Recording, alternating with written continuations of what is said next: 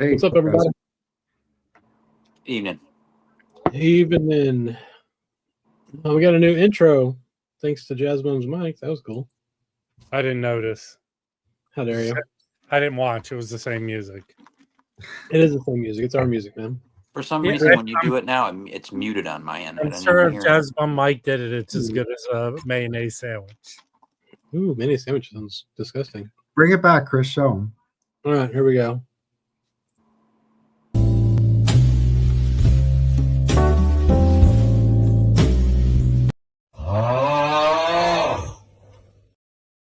That's it.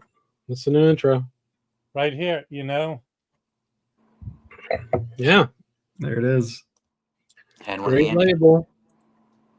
Oh, man. I think we made everybody leave. Oh, no, we didn't. Here we go. Speaking of mayonnaise sandwiches. Wait, he likes ham sandwiches, right? Is that AZ Mac? Yeah, it was ham sandwich. Yeah, ham and cheese with mayonnaise, right? Yeah. Jazz Duke bums. We have Oh, yeah, to, we Jazz have Duke to bums. go back. Okay, AZ Mac, your favorite beverage. Go. Favorite beverage phrase. He's probably gone already, man. He's not What is gone. the intro song? There's not a stupid question, Shane. We've got that question like 150 times. I don't remember the answer. Let's see if I can find it out. It was free music on YouTube, and it was cool, so I liked it. Oh, I don't know. I'll put a comment on this afterwards with what the song is, but it's a free YouTube song. Fresca. Oh, Fresca's your favorite beverage? They still make that? No, and you know what Fresca technically is? LaCroix? No, it's grapefruit soda. Yeah, like LaCroix. What's up, Russell? No, LaCroix is not grapefruit soda. LaCroix is seltzer that has hints of flavor. Fresca is 100% grapefruit soda. Fresco was pretty fucking good, man. I liked Fresco. Okay, AZ Mick. What about Tab? Tab is still good. Tab is good. No, Tab. See, my mom was always drinking Tab back in the 80s, and that's the only soda she would buy. She wouldn't buy us like real soda, so we just drank it and got used to it and liked it. I used to travel for my job, and I went with a guy who we went to the grocery store to get stuff, and all he got was snowballs and Tab. Yeah. Are you washing down that Korean goodness with a coffee? This is iced coffee. I drink it all the time. Okay. Yeah, I went to a place. There's a place in Koreatown in LA that I saw on social media. This ex-Korean movie director decided to toss the movie industry, and he opened a Korean fried chicken place. And it is insane. And I'll tell you this. It looked ridiculously good. Best Korean fried chicken I've eaten. And this plate, it must have been 5 pounds worth of food. Yeah, that blew my mind, dude. It's pretty good. Yeah. What's all that shit on top? Hang on, let me make it big. There's pineapple. Oh, okay. Red peppers, avocado, blueberries, and then I got regular, and then like a spicy one. And I'm those telling like wings, or are they strips or what? No, they're tenders. And the dude's very gregarious. I think during the day they're not open for table services, takeout. But I'll tell you the name of it. You gotta, if you're in LA, go to this place. Yeah, it looks great. It is what is it? Gold Tong. That's his name. The guy's name. Mm-hmm. Gold Tong chicken. Okay. Really good. Yeah. Really good. Looks good. Yeah. I like chicken on the bone though, man. I'm sick of this. I'm telling you this. I mean, chicken tender bullshit. Give me some bone. It was crazy good. I've had a lot of Korean fried chicken. This is probably the best. Cool. Yeah, you're more of a buffalo wing individual, huh, Chris? Yeah, man. I don't need no boneless wings bullshit. So there was news this week. Yeah, we can go through all these. This will be fun. So 15 new Pablos being put out by Analog Productions. Are there any that jump out at you guys? They all jump out that you can get all of these for $5. Maybe not. There's only one. What are the titles?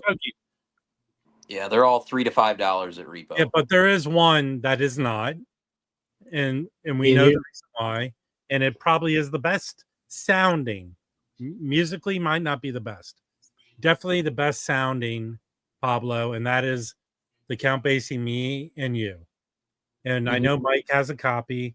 Yeah. And the reason I know about it is Michael Pocher on Plastic went to an audio show 2 years ago. And someone brought this as a demo disc. And after they demoed it, it dried up on Discogs. And that jacked up the price for it. How much was it going for when you got it, Mike? For 40. And that's high for a Pablo. Very high. So, yeah, it's high for Pablo. The other one on here that's notable is this Ellington Suites, this one here. So the Queen Suite on it, which is a 50s composition that he wrote for Queen Elizabeth. And he pressed it to record, one copy, and gave it to her. And that's right. The one in existence until Norman Granz put this version out on Pablo of it. And then also the other two compositions are later, I guess, contemporary pieces. But you get the Queen Suites, that original 50s piece is included here. So it's the first time, it was available publicly. Can we go through these and whether they're not super tiny? Like, is there a way we can look at each one of them or something? Like the artist? Yeah, just give me a second. The Ellington so that one there, is that a little high. Just a special release then, I guess? The one that was given to the Queen? It came out on Pablo is like a normal release they released. Yeah, it's part of that. But he wrote it for her and performed it. And but that's, I guess it was 20 years later. He came out on Pablo. Okay. Yeah.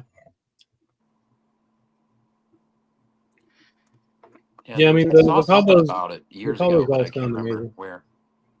The Joe Pass for Ellington, that's a good one. Yeah. Okay. Yeah, that's a good one. The Kansas City says. Zoom it. All right, so that's Kansas City, Count Basie 6. The lineup is Basie piano, NHOP, bass, Louis Belson drums, Joe Pass guitar, Eddie Vincent sax, and Willie Cook trumpet. Eddie Cleanhead Vincent to you, sir. Oh, that's right. Niles Henning, Orsted Pedersen. Yeah, I'm sold. Yeah, I'm gonna buy this one because I don't. I'm gonna say this: not a hard record to find. No. Okay, you can you say that once for like the 12 records we're gonna look at? No. I'll tell you, as someone who goes out all the time, that is a hard record to find right there. Well, yeah, sure. This one is, yeah. Okay. But I found it 3 times. So I don't see the lineup on this one, but I believe it's 2. But I think there are some small group sessions on this as well. I think it's 2 different things. And to Rob's point, put this on and crank it up. The bass drum hit is ridiculous. It's like it punches you in the chest. It's really a fun listen. It's a demo disc. Is that it's right? Incredible. Yeah. Incredibly well. That'll sound good. I'll probably get that. So that's definitely one. You got Satch and Josh. So that's great. Duo. Hey Chris, Jazz Bum. Yes. Not a hard one. I'm going to delete you from the channel if you don't shut up with that. Everybody knows these are easy to find. So Oscar Peterson and Count Basie. Is this 2 pianos? There's 2. There's one. And 2. Here we go. So it's not just a duo. Okay, so Count Basie, Oscar Peterson both play piano, and then Freddie Green guitar, Ray Brown bass, and Louis Belson drums. Yeah, that one looks. That's great. Good. I think I paid $5 for mine though, for sure. That one has a good cover too. That's a great cover. I mean, the thing is, like, these are going to be pristine, obviously, and not everybody can find these things out in the wild. I don't know. It's whatever. I've got, I think, 2 of the first 15 he did. The alternate blues was really good. I've never seen this record before. No, I'm going to buy this one, probably. I've never seen it either. Joe Turner, the bluesman, right? Yeah. Yeah, Teddy's recommended this one to me before. Doesn't have the lineup here. But yeah. It's probably then just them. Okay. Then you got Benny Carter meets Oscar Peterson with Joe Pass, Martin Drew, and Dave Young. Who I don't know. This one looks later. Oscar looks pretty damn old there. This looks like it looks like Oscar saying, "Yeah, Benny, your breath is not that good." Yeah, it's true. That's a good point. That one's interesting. I've never seen that one. I've never seen that. I haven't seen that. Here's Zoot. Plays Duke. I've seen this before. Yeah. No lineup. Okay. Man, they need to do better on this website. Come on. We just spoke about this one. That's one for the Queen. Yep. Queen Suite. Yeah. That one's probably worth getting. I mean, that one's not super cheap, Rob, is it? I think it veers towards $20-ish. Yeah. Okay. Zoot and Joe. I've never seen that. No, me either. I guess he picked a few pretty good ones here, Yeah, of course. to redo. You got vocals. Ella Yeah, Jams. I've seen this one. Okay. That looks like a cool lineup. What's Sounds going on fun. in the chat? Did anybody watching going to or interested in any of the titles here? Oh, yeah, good question. What's up, Dom? Clark Terry 5. Well, who's in the 5? They don't tell us. Oh, Damn wait. it. Who else is here? Yeah, Cootie Williams. Cootie Oh, yeah. Williams. No, he's playing Says Cootie his Williams. Oh, you failed us, Mike. Benny and Dizzy. Is that what That's they're good. saying? Hey, Dom. No, that's what I'm saying. You didn't even click on it. It has the names right on the cover. Sorry, was it this one? Yeah. Joe Pass, Tommy Flanagan, Mickey Roker, Al McKibben.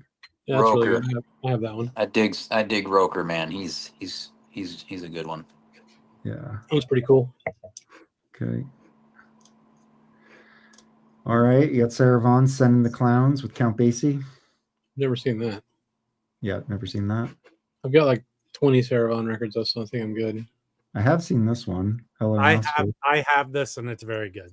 Yeah. Okay. They give us track listing. So they do April in Paris. That's kind of cool. Listen, Roberto, all these records sound great. The Pablos sound very good. Portraits of Joe Pass, Portraits of Ellington. You got Ray Brown there. That's a good one. Joe Pass, and who's that? Fettis, John Fettis. Oh, wow. That's Madlib's uncle. That one looks pretty good. And then lastly, Sarah Vaughan, Crazy and Mixed Up. Yeah. You know what I always say? I'll probably get 2 or 3 of these. Penguin Guide to Jazz Recordings consider Crazy and Mixed Up to be possibly Sarah Vaughan's best album. Oh, best album for Pablo. Well, she did a shit ton of them, so that's kind of cool. Yeah. So that's the 15. I always say buy a record when the artist is wearing a fur coat on the cover. That's fair.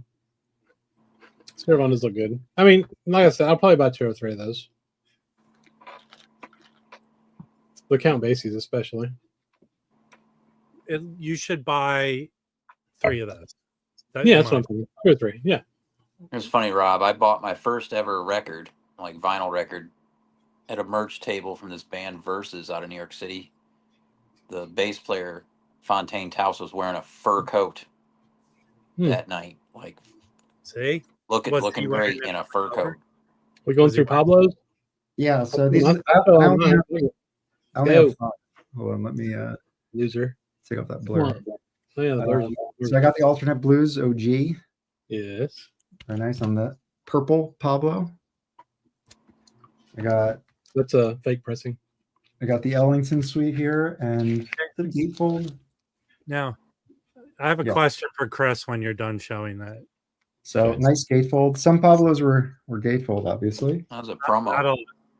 Oh yeah, it's a promo. Original Pablo label. I got that Me and You. This record is just incredible. It is. Definitely, yeah, it's a fun listen. How good Let's get around his neck. What's on his neck? They're his dog tags. He was in WW2. Yeah, so it's 83, and it starts with big band songs, but there are small group songs on this too, so you kind of get a taste of both. And then the last two. That first song even slaps you in the face. This one is fantastic. This is really and OG Pablo. And then That's last the one only Pablo that comes with a book. Basie Jam. It comes with a booklet. Wait, the Songs for Blatant comes with a booklet. You have the booklet? Oh, okay. Hold on. So that's the only one that comes with the booklet. Yeah, that's right. Oh, cool. So I don't think this comes in the new one though, but correct me if that's wrong. So you got session. You don't get a booklet? I don't know. I don't think so. No, it's because Chad's cheap. you won't print the booklet. But you get liner notes and session photos. That's cool. You're really good at turning the pages without looking at them. Thank you. Almost as good as Matt. I mean, check out the gloss on that. Yeah, I can see your ring light. And what was the last one? Now, Basie Gem. Yeah. So this one has a nice session photo. Yeah, that's great. Yeah, hold on. So who are these people here? Is You said that that's Freddie, John Faddis. Freddie Hubbard? No, I don't think John Faddis isn't on there, is he? I I think don't know it's if that's on there. Harry You can Edison. decipher it. The second one is Edison, isn't it? Harry Well, I that's- don't Edison. think that's Faddis. hold on. I That's can't not really- Faddis is like back then. He So was that's- like in his 20s. That's Zoot. That's Lockjaw. Yeah. Yeah. That is, I think it's is Clark Edison. Terry. No, is Edison. it- Oh is yeah, yeah, yeah, yeah. And I it think that's Edison or Terry? it's. I Who's think on it's, it? oh, and that must be JJ Johnson. So that's Oh. Yeah. that's JJ Johnson. Oh, Okay, okay. cool. Is it? On trombone. So those are my followers. Awesome. So my question for you, Chris, Yes. is do you prefer the label purple or turquoise? What do you mean? Never mind. The label purple or turquoise? The purple Pablo. Come on, man. Stay with it. Well, I haven't seen a turquoise Pablo, so All right. that one flew over my head, I guess. I'll diagram my joke for you after the show. Yeah, that one kind of fell flat, man. You haven't had any practice all week. You haven't been practicing for 4 hours a day. No, I was doing A little rusty. 2.5 hours a day. Yeah. I think the expectation is that you'll do, 4 hours a day or whatever. No. Twice a week is fine for me. Yeah, that's fair. Any update on the Um, lost package, man? It's Nah. gone. It'd No. be going with what I always feel records come back to me, and Yeah. and literally they already did. 3 of them already did Oh, that's good. that were in the package. Yeah. But, I mean, wonder if look- maybe it'll turn up, man. I've had that happen before where I've had a package marked delivered. Well, And technically, yeah. For me, I've had to physically go to the annex and raise hell, and they'll ping it and they'll go, "Oh yeah, we delivered to the wrong address. We'll go retrieve it," Yeah. Well, and it's Yeah. end up Here- showing here- up like 3 days later. it was media mail. The other package I got, it was the same price I sent it ground. Mhm. But look, people lost everything. I have Yeah. it in proper Oh, perspective. yeah. It probably caught on fire. Look, I ran out of my place without grabbing anything. I am not tied to. You want to see my Pablos? Yep. All right. Do you keep them separately, or you keep them with the act, What do you mean? Mike? What? When you put them on the shelf, are they with the I act or keep the all my, Pablos I together? sort by label. Here's one that I haven't finished listening to yet, so it's not really filed. This one, I don't have all of them. I probably got 10 more floating around here, but anyway. So here's this one. This one's cool. That one's fantastic. Yeah. I don't know if this is from a couple of different shows. So it's Coltrane, Tyner, Garrison, Jones, of course, I've only found that once in Charlotte at Noble, and I went to the drop to get it. Cool picture. They You can see that reissued it. They reissued it in 2014. Oh, Open up the cover again, please. They issued it in 2014 with that picture on the cover. Yeah. So it's not hard to find. The Yeah. OG, I don't think the OG is really that hard to find either. So It's not hard to find. It's just not the cheapest thing ever. no, they jack up the price on that sucker. Yeah. That should be like a $40-$50 record. It kind of is. You can still find that 2014 for whatever. So here's I got a few of these. So this is they did like, I don't know, 10 of these, I think. Just recordings from Montrose 77. So you got Count Basie Big Band. Only got a couple of them, but Joe Pass. What else? This is the same thing. This is a reissue. So this is great. This one's a weird reissue, but so this is Oscar Peterson, the bassist. So it's him with Ray Brown and NHOP. And they really do some interesting things here with the 2 bass players and piano. So that one's cool. Pay attention, Mike. I can tell you're not even looking. All right, what do we got here? This is North Sea Nights. This is live from the North Sea Jazz Festival in '79. Joe Pass, Niels Henning Orsted Peterson. So those two dudes. Looks pretty good. We got Basie and Zoot. Look at that jacket. Yeah. Let me check that out. You like the live festival record, Jay? Yeah, they're great. Hey, there are a couple covers of the Pablos with Basie where he's literally wearing the same outfit that the skipper wore in Gilligan's Island. His little sailor hat and the same kind of shirt. This one's awesome. So this is Memories of Monk. I think they're just doing all Monk tunes on here. But it's Milt Jackson in London with Ray Brown, Monty Alexander, and Mickey Roker. I love Monty Alexander. He's one of my favorite piano players, so this is really cool. That's awesome. I gave you one with him. Yeah. With Milt Jackson, your favorite lineup. Yeah. I don't know. I think that's still in a box somewhere, but this one's called The Trio. It's Oscar, Niels, and Joe Pass. Fucking awesome. Best trio ever. Like having an HOP on that, I feel like is going to push those other two a little bit in a way. Well, I mean, Oscar Peterson and Joe Pass are probably better than he was, but yeah. I know, but in terms of style, it's probably he's going to pull them in a different direction. Yeah, that's fair. Then we got a very good relationship with. I have this, but I think I bought the one from Chad too for some reason, or I have two copies of this. I don't remember, but this one's great. So it's what Ray Brown, Louis Belson, and Joe Pass with Duke, right? Why is Duke on the microphone? You see Duke's on the microphone? Yeah. He's singing on that? I don't remember. Maybe. Oh shit! All right. You got more? Oh yeah, fuck yeah, dude! I got shit down almost. Wow. Right. These are all kind of in release order too that we're going in. So then we got Basie Jam. Same one Mike had. Yep. Who is this right here? Is that That's a logo? That's I always wonder what the fuck they're looking at. Like they seem enraptured. They're looking at Bigfoot. Oh, okay, cool. That's what I figured. Oh, somebody's got press on them. So I got this one in 2021 for $8. This next one. There's a lady in the audience. This is a true story. There's a lady in the audience who was giving birth right as they finished playing. There's that one we saw. Satch and Josh. Oh, cool. This was owned by a guy named Jerry Atkins in Texarkana, Texas. Got a little address sticker on there.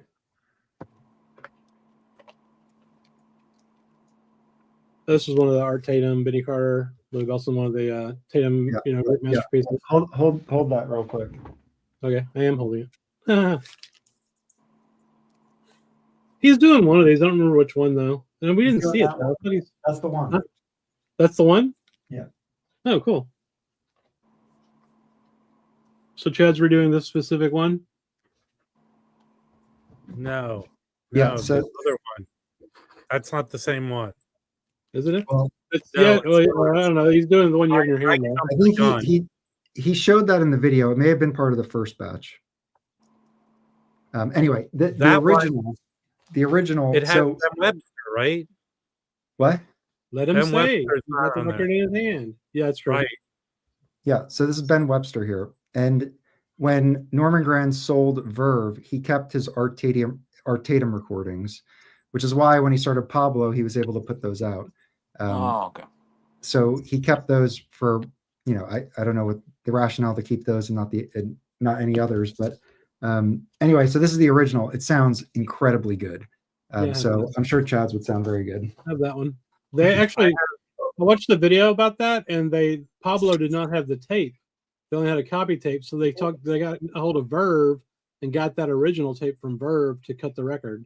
So the one Chad's putting out is in that order, because in the Pablo one they reordered the tapes.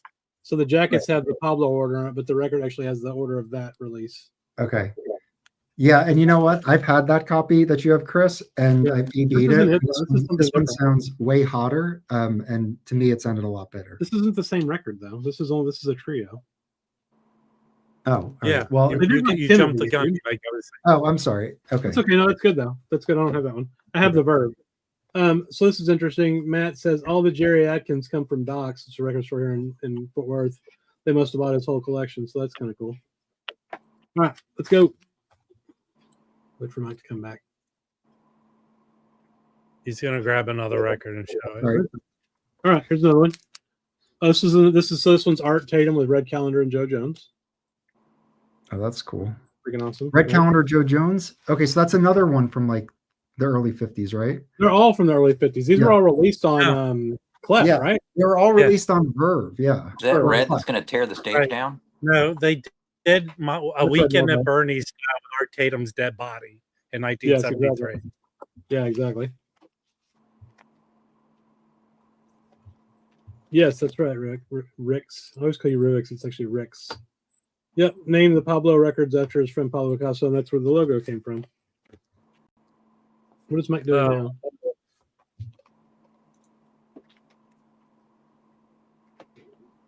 Sorry. We're waiting for you to return. Oh, who farted? Your mom farted, bitch ass. Your band. Get the fuck out of here, you piece of shit. Goodbye. All right. Took care of that trash. All right, here we go. Happy time. Roy Eldridge, Oscar Peterson, Joe Pass, Ray Brown, and Eddie Locke. Who the fuck's Eddie Locke? Eddie Lockjaw. No, I don't think so. Just says it. Let's see. Eddie Locke. Who is this guy? He's got to be a drummer. Drums, yeah. Yeah, this was pretty good. Roy Eldridge. It's happy. I mean, he actually sings on this too, which is kind of interesting. Yeah, he sings on some of his clefs too. I think I have a couple of these. So this is another Montreux. I don't know what year these are from, but this is Milt Jackson. Nice. Then we've got another one. So this is just the Jazz Philharmonic, basically. The group. Cool. Let's see if it says what year these were recorded. Yeah. So this is Zoot Sims, Clark Terry, Roy Eldridge, Benny Carter, Joe Pass, Tommy Flanagan, Keter Betts, and Bobby Durham.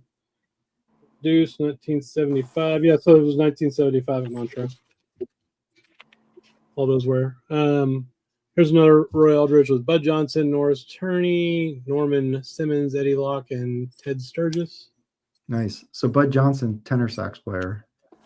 Yes, exactly. I have a Swingville that he led. I've got a couple of Bud Johnson records too. Yeah.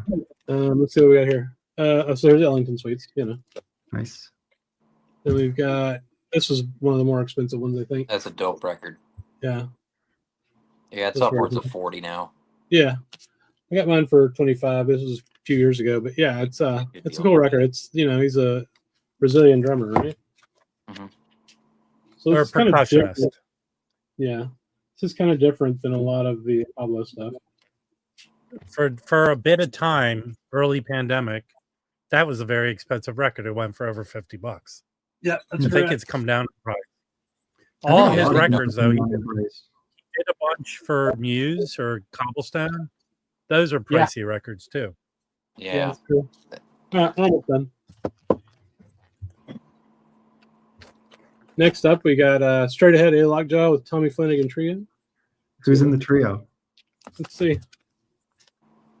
I think This Roker and so Eddie Lockjaw Davis, tenor sax, Tommy Flanagan piano, Keter Betts, and Bobby Durham. Keter Betts on bass, Bobby Durham on drums. Then you've got what do we got next? We got the Carter Gillespie, the one that Chad's doing. Mm-hmm. So I won't be buying that, obviously. We got this is one of the just solo masterpieces. They did a bunch of those. I just have like one or two on there. Yep. What do we got here? Oh, this one's really good. Phineas is back. yes, So Phineas Warren, Ray Brown, and Jimmy Smith. So this was kind of like obviously his comeback, but I don't think it lasted long. no, he was very sick. He was ill.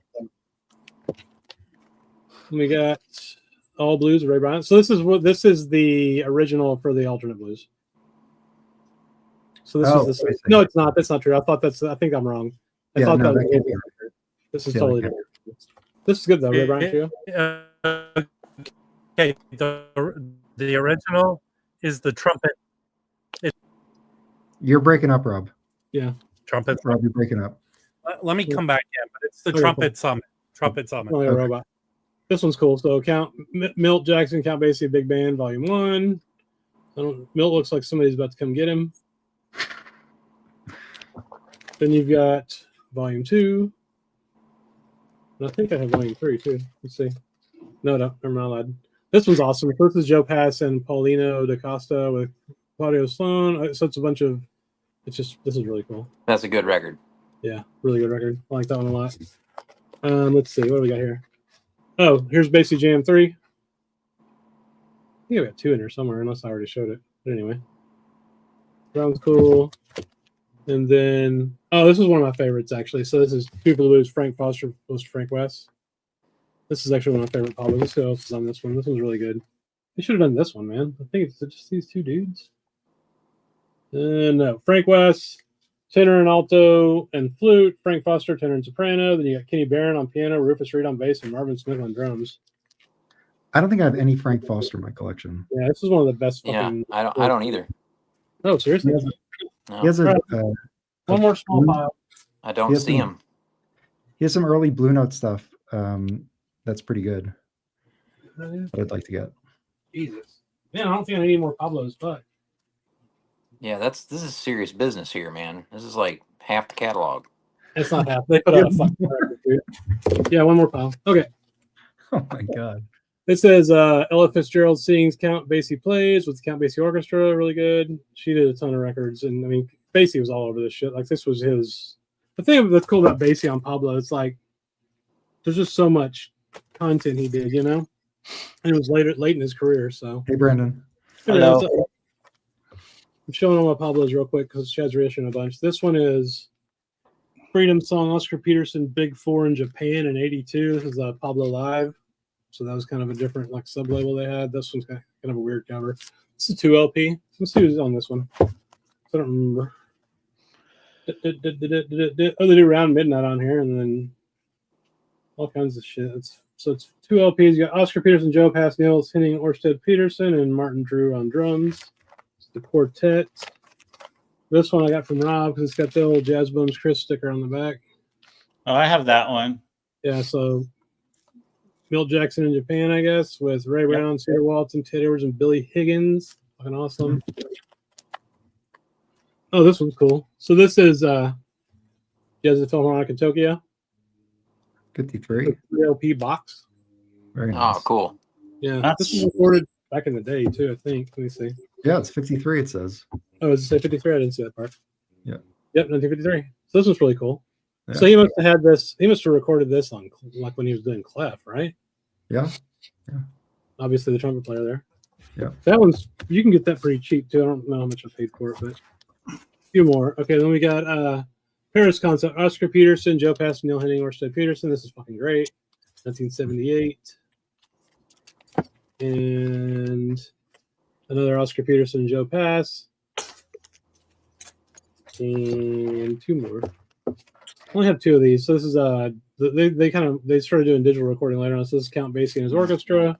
And then the last one I have in this pile at least is Sarah Vaughan Duke Ellington Songbook 2. Yeah. That was like a marathon. Hey, Chris, this one is the one that's probably my favorite. Is this John I Faddis. think I actually have that somewhere too. I've probably got 10 more of them just floating around in here. That I haven't Youngblood. had. This is one of the first LPs I ever bought. Yeah. It's still got the sticker from where I got it. J&R Music in New York City. That was sick. Oh, right. And Oh, it was $5.49 when I got it. It's still got the original shrink on it. fucking He cool. does a couple Dizzy tunes, does a version of Round Midnight. Kenny Barron, George Mraz, and Mickey Roker. Roker's killer on drums on this. Very cool. Yeah. Yeah, and like I was saying, Faddis, he's Madlib's uncle, I believe. Oh, And I heard Madlib lost his place Yeah, there dude. His in entire LA, which collection is and everything. crazy. Yeah, it is crazy. Yeah. Now, to Rob's point, yes, you can get all these records pretty cheap. I bought most of mine for like $8. But some people are into audiophile reissues and they want to buy them from Chad and they're going to sound awesome. And if you want to do that, that's cool too. Well, and I'm sure he's doing nice jackets and all that business. Oh, yeah, for sure. I've Real got. cool. well, I think there's for people in Europe and maybe some places where you can't find them. It's kind of nice. Oh, for sure. And then he also does a subscription where you can just buy all of them and just send them to you. So a lot of people like that too. Oh, really? So you Yeah. get like two a month or 2? Just whenever they come out, he ships them. All right. Now, don't do what I did before, though, which is when he put out those Prestige, the 50 Prestige. Oh, my God, dude. It's drove me insane. Me and Felipe pre-ordered all of them, right? All 50 of them. Oh wow. Which was cool. But the problem was they'd put out like 1 or 2 a month at first, because they were trying. It was right in the middle of the pandemic. They were trying to press them all. Every time they did that, whatever your leftover balance would hit your bank account. It wouldn't come out, but they would like authorize it for the whole fucking amount, right? And I set it on my debit card, so like a couple of times it hit my checking account, and I didn't have $1,800 in my checking account, so it wouldn't go through. So then I had to like call them and say, "Hey, dude, can you just charge me the $40 for the record instead of hitting my account for the whole 1,800?" They're like, "Yeah." That happened like 4 times. It's rough in the streets, man. It's so stupid. I'm like, "Why are you doing this?" It's like, that's how the website works. I'm like, "Oh my god." Whew. But we ended up with all of them. Wow. Yeah. I can't remember how much were they. $40 then, or were they still 35 then? No, there they was weren't 40. I think halfway through the pandemic, Chad goes, records cost a lot to make. Yeah. Well, Jacked up the price.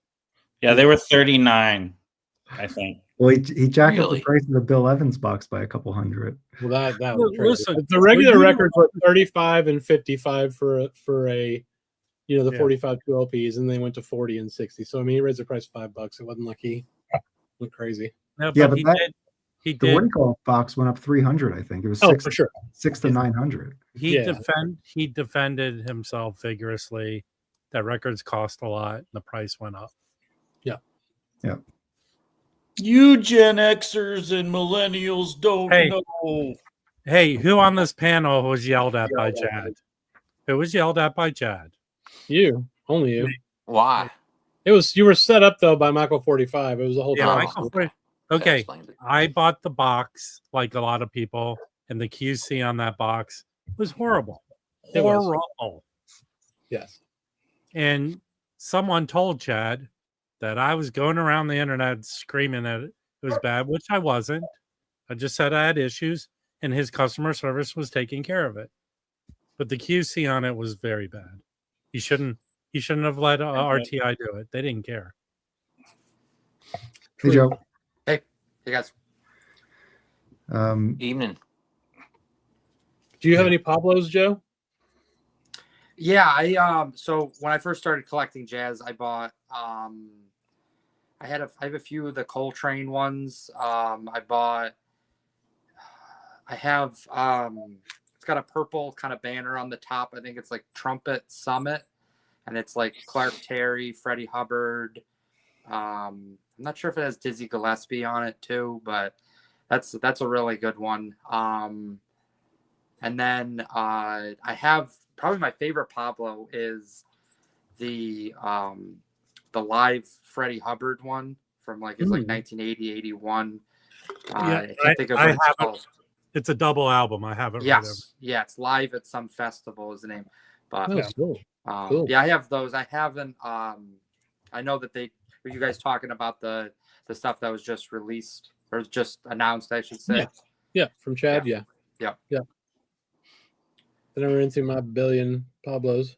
I didn't know about that Freddie Hubbard one. I'm gonna check that out. That sounds cool. Because one of my favorite Freddie Hubbard live recordings is that record they did for RSD, but it's kind of shitty. Like for 2 or 3 years ago, it's got all the like CTI shit on it, but it's live versions like Skydive. There's a fucking awesome version of Skydive on there, but the pressing is kind of crappy. So, but it's still worth it. You can play it for $10 now, or $15. Yeah, Freddie that's Hubbard live. Oh, cool. Yeah. Yeah, I don't have that. How much are those going for, Mike? $5? Let's see. What is a VG Plus copy going for here? I have it. Oh, not $5. It's somewhere over here. I know it is. $12. Yeah, 12 Are you bucks. mute? Tell us the price. 15. You can't see it? Yeah, kind It's of. like People 12, on their 15. phones. People on their phones. What's Here that? it is. There we go. $15 is pretty good. Yeah. For a double album. Yeah, it's better than Rob's 55. got it. Yeah. My dad had that one, I remember. Yeah, this be a perfect picture for you to go. "Meow." That's true. It would. Hey, what tunes is he doing on there? Any of the Okay. 70s shit from like CTI? So Leonard Feather does the liner notes. Oh yeah, First Light, sick. Red Clay. Red Clay. All right. David Can you put that in my Schnitter. pile, Rob? David Schnitter's on this. Oh, the Schnitter, dude. Come on, Brandon. I think Chris is sold. Impressions. Is that He's the Coltrane? Schnit. Schnitter, It. Childs, Klein, and Lott. Cool. Now I'm gonna have to get a copy of that. Bro. Brr. Love Freddie Hubbard, man. That's a great picture. We should make that the next. All right, I'll do a full screen. You should. Yeah, make it the next thing. Well, The no, next, is that the cover shot? No, there's a better shot on the cover. No, it's Yeah. them in No, there. That's better. the worst Yeah. picture. We want the worst picture. That's That's what- true. Oh, I got you. That's pretty good. Okay. Hey, did I show you guys the record I found at Lunchbox in the chat this week? Probably. I don't know. Show it again. Not everybody's in our chat. There's only like 10 people in there. All right. Of course, they're So all I went here. in there because the traffic was backed up, and when that happens, I can't make this left to get home. So I usually just say screw it, and I go down to the next road, and the next road ends up taking me by Lunchbox. So I'm like, okay, well, what the hell am I going to get? So I'm like, well, I want to Do get they have lunch there? Or? no. No. They just have shit ton of records. All right. So I go into Lunchbox, and I'm looking for this one. It was a new release from last year, the newest Jesus Lizard record. Hmm. And I go to get that off the wall that has all the newer records, and they had probably 6 or 7 copies or so, maybe a couple more, but all in the shrink. But only one of them had a jacket. I was like, why does this have a sleeve? I was like, okay. So I picked it up and looked on the back, and it's got a extra insert with it's hand autographed by the whole band in gold marker. Oh, cool.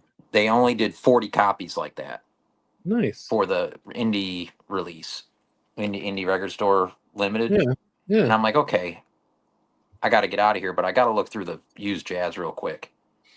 And I had to get out of here because they had this marked the same price, $24. I was like, I got to Oh, get yeah. out of here. Or Yeah, you yeah. tell me it's 100. So I go through the used jazz, and I saw this record, and I was like, I don't know, and I moved past it. And then I went back to look at the players on it. It's the Jimmy Jufrey 4, Ooh. Dragonfly and Soul Note. Yeah, Mm. I have Yeah, Good. so I go and I look at the back, and it's and autographed. it's inscribed and autographed by Jimmy Jufrey and his wife Juanita, who did the artwork. Oh, Okay. cool. Wow. Sweet. I mean, that's just freaking random as hell. That's really Yeah. cool. And That's so right. I this was 15. And How is and the music? Have you listened to it yet? yeah, it's good, man.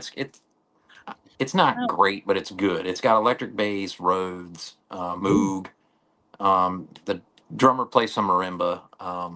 Yeah, it's pretty good stuff. He plays a lot of different instruments on it, actually. So the songs vary. He's playing flute, some tenor, some soprano, some clarinet. Very cool. Yeah, it's a lot of originals. So, and it's from '83. Hmm. I don't like I'd it as pick much that as the early stuff, obviously, but I just thought it was. I had to get it. I was like, when am I ever going to see a Jimmy Jufrey autographed LP? Yeah. That's pretty Was cool. it, was it And- affordable? Yeah, it's $15. Yeah. So I got the hell out of there. I was like, Mm. wow, I wasn't even going in that night. It was just random. I just to piggyback off you, Go for it. I picked this up, and I think Rob also got a copy of this. Oh, that's right. This is Shelly Mann's The 3 and the 2. So what this is a 1956 pressing of two 1954 10 inches. One's called The 3, and then they renamed the other one The 2. This is Shelly Mann in a trio form with Jimmy Jufrey and Shorty Rogers. So it's just drums. Wait, right? Yeah. So just drums, trumpet, and then Jimmy Jufrey on. He's multi-instrumental on this. He's incredible on this. Some people said that this is one of the earliest kind of free jazz or like proto free jazz sessions. And Jimmy Jufrey was a part of Shorty Rogers' orchestra. So they would jam all the time. So they got him in a studio and basically recorded it.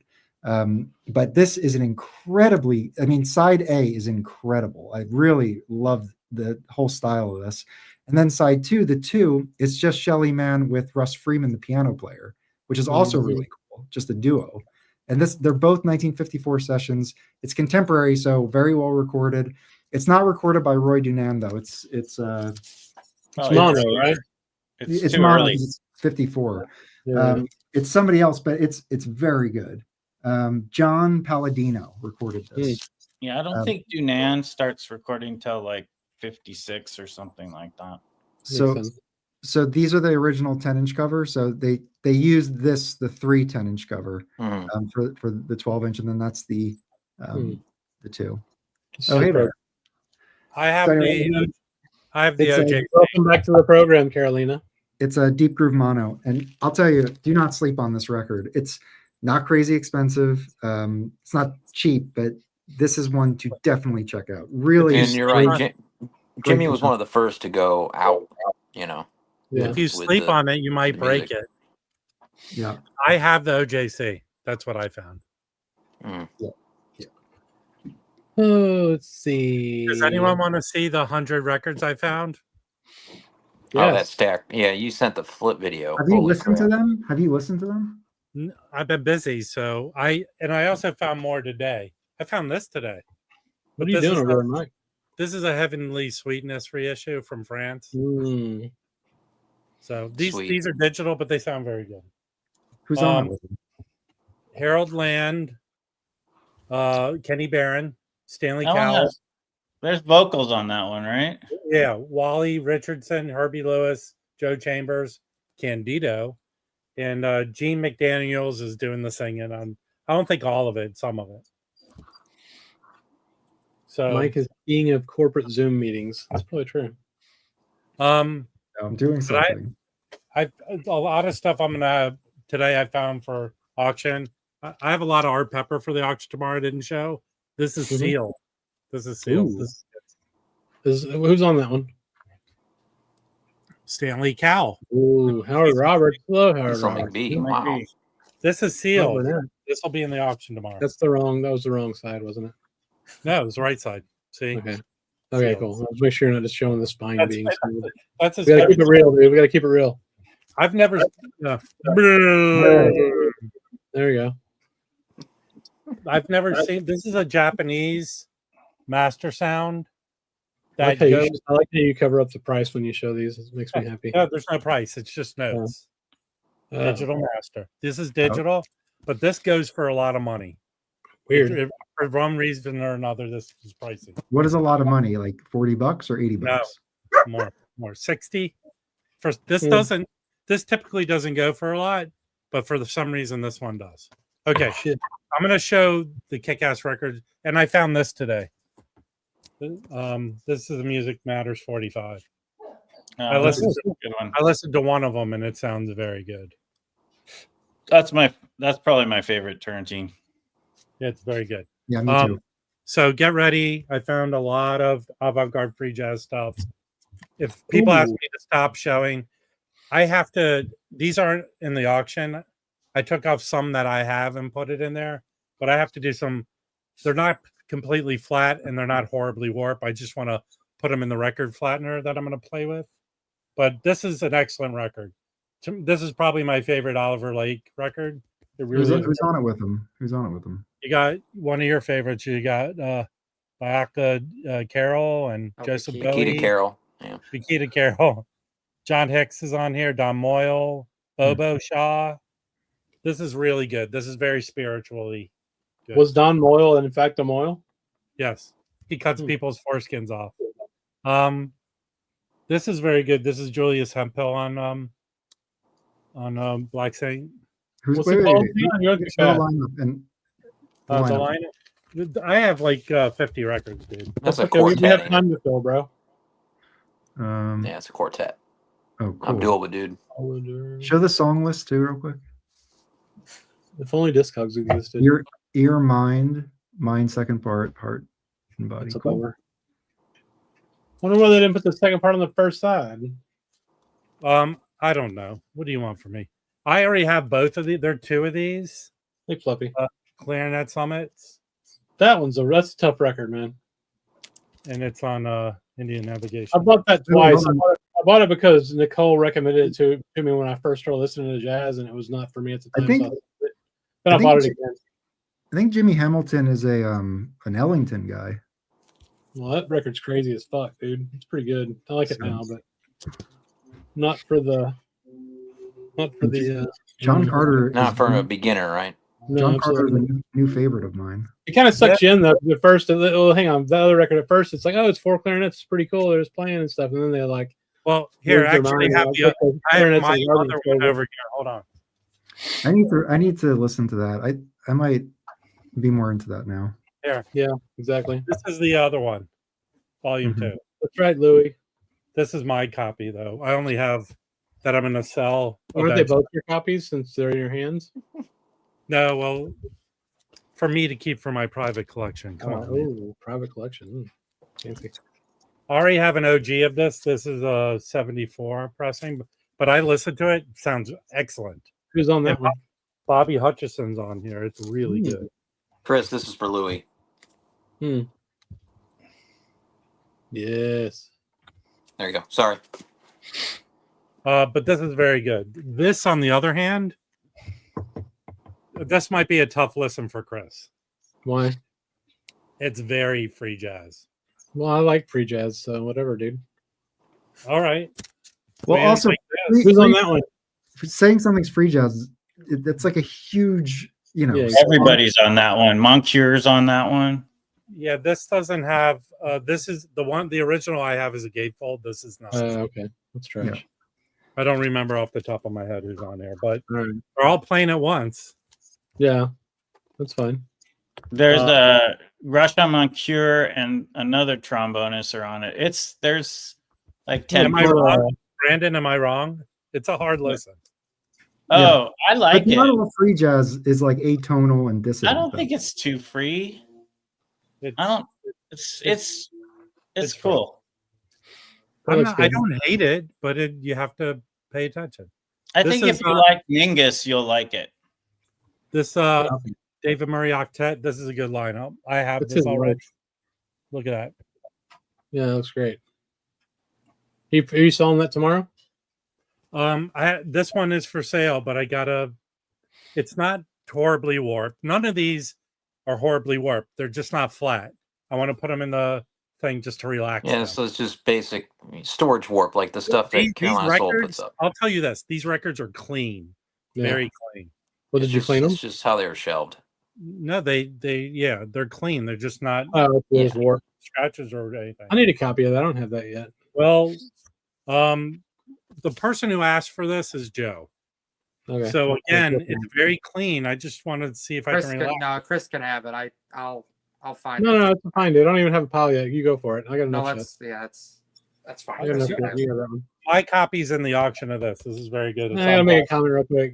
Loki says he introduced me to free jazz. Loki's idea is free jazz is Mitch Miller singing beer hall tunes. Mitch Miller slapping one of his many wives. Yeah, exactly. But I like Leroy Jenkins. This is good. This is on Black I'm Slings. still kind of out on. I mean, I'm not out. I'm just kind of trepidatious about jazz violin. He's got Well, some other. Took me a long time, man. Actually, to this get is there. in the auction tomorrow. Look at this. There's Billy Okay. Bang. There's Billy Bang records on Hold Black on, Sea that hold are on. pretty good. Hold on. Yeah. This is in the auction. This whole group together, I will auction off of the String Trio of New York. So you That's a got horrible one. haircut. There's Damn, it's Billy a bad Bang. haircut. Holy shit. Billy Bang eventually left the group, but these are all Billy Bang records. I think I'm only missing one of the whole run. So there's one. This is the last one with Billy Bang. Oh, not this one. This is the second one. I'm missing the first one they did. And then here, this one. So all those I'll sell together in the auction. I got to clean them, but these are very clean and stuff. And then I found this saxophone quartet. I've never seen this one live. Dave, don't Oh, you have yeah. some don't you have nice Billy Bang records? Oh, that one. I have a bunch of Billy Bang records. Yeah, I got that one too. More. I have 2 copies of this. Oliver Lake. This is. I don't know Donald Smith, but Akita Carroll again. You're on a wow. Bayron? yeah. Hold on, I have a quick announcement real quick. Okay, what is Yeah. it? So Billy Bang has a record that's called Bangception. How is this an announcement? I just wanted to share that. Bangception's pretty good. Sounds like a bad porno. I have a feeling when Mike gets really Ooh, amorous, Bangception. Yeah, it's like Inception. It's like the porn Mike version of Inception. when movie. Jazzbo Mike gets amorous, he shouts out, "Bang session!" Oh, it's a duo. Bangception. It's just drums and violin. That looks terrible. I'm telling you, the string trio of New York is really good. Nicole likes them. She hates Um, us now because she never comes up on the screen anymore. This is very good. This is with Oh yeah, I just got that in New York, Oh, that looks cool. in now Rochester. Richard Tettlebaum. I have several stuff, but he kind of specializes in playing the Moog. Modular too. Very Yeah. cool. That's another copy of that. Do you know this one, Dave? No, I have never seen that one. Now it was released. It's a reissue. It came out originally on MPS. Oh, okay, that makes sense. Interesting cover. That's Yeah. another good picture for you to use, Chris. Was he over in? Did he move over to Europe like permanently or something? Or I don't know. I don't know. So I lost in the box that got stolen. This record was in there. I found Oh another copy. yeah, ESP disc. Hmm. That's a killer record. Yeah, this is a reissue on that Italian label. Yeah, those are fine.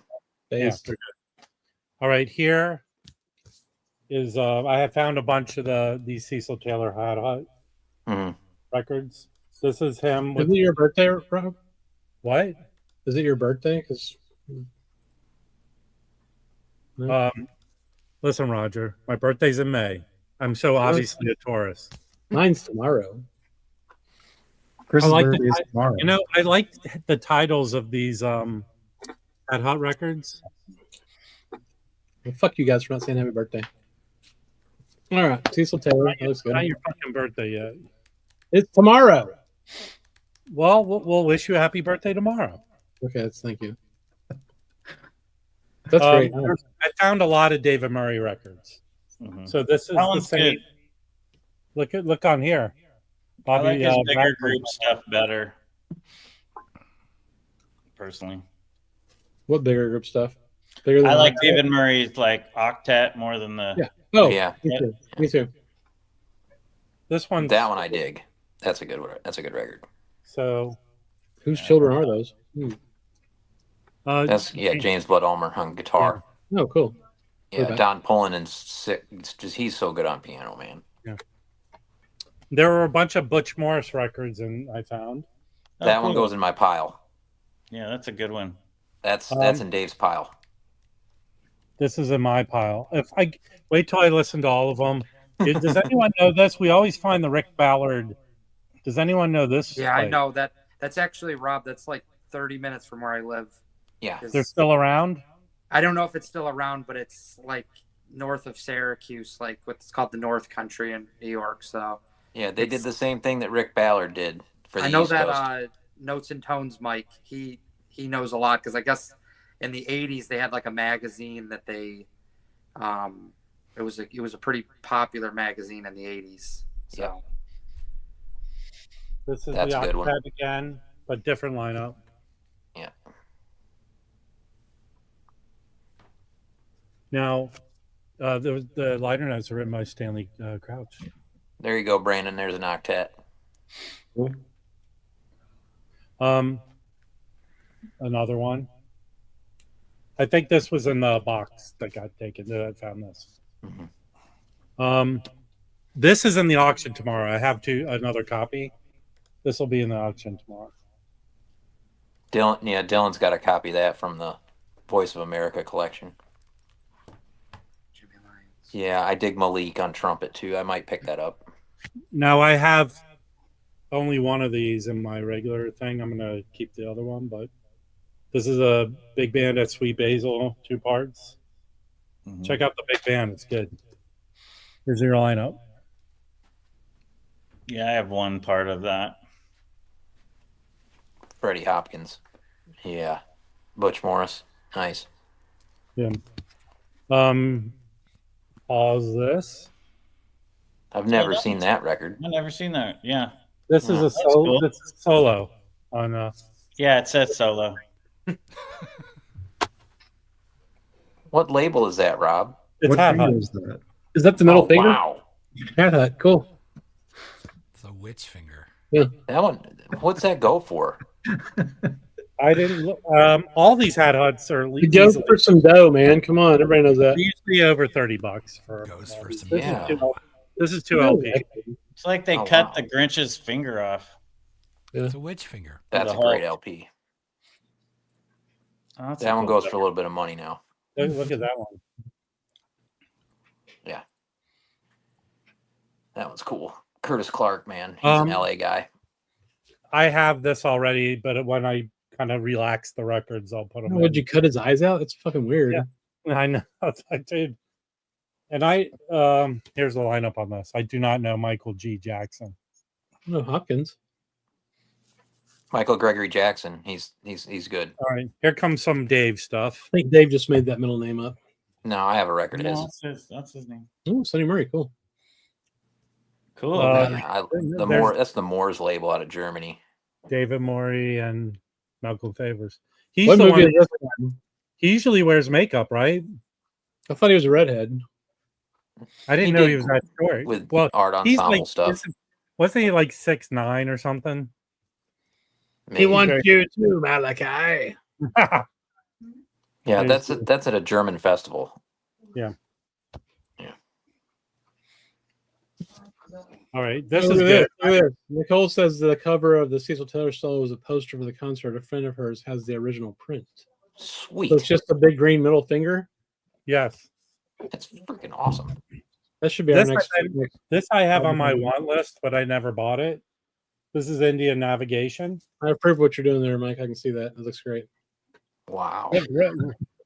Red calendars on this. Yeah. That never pops up, that record. I've popped seen. up for Rob.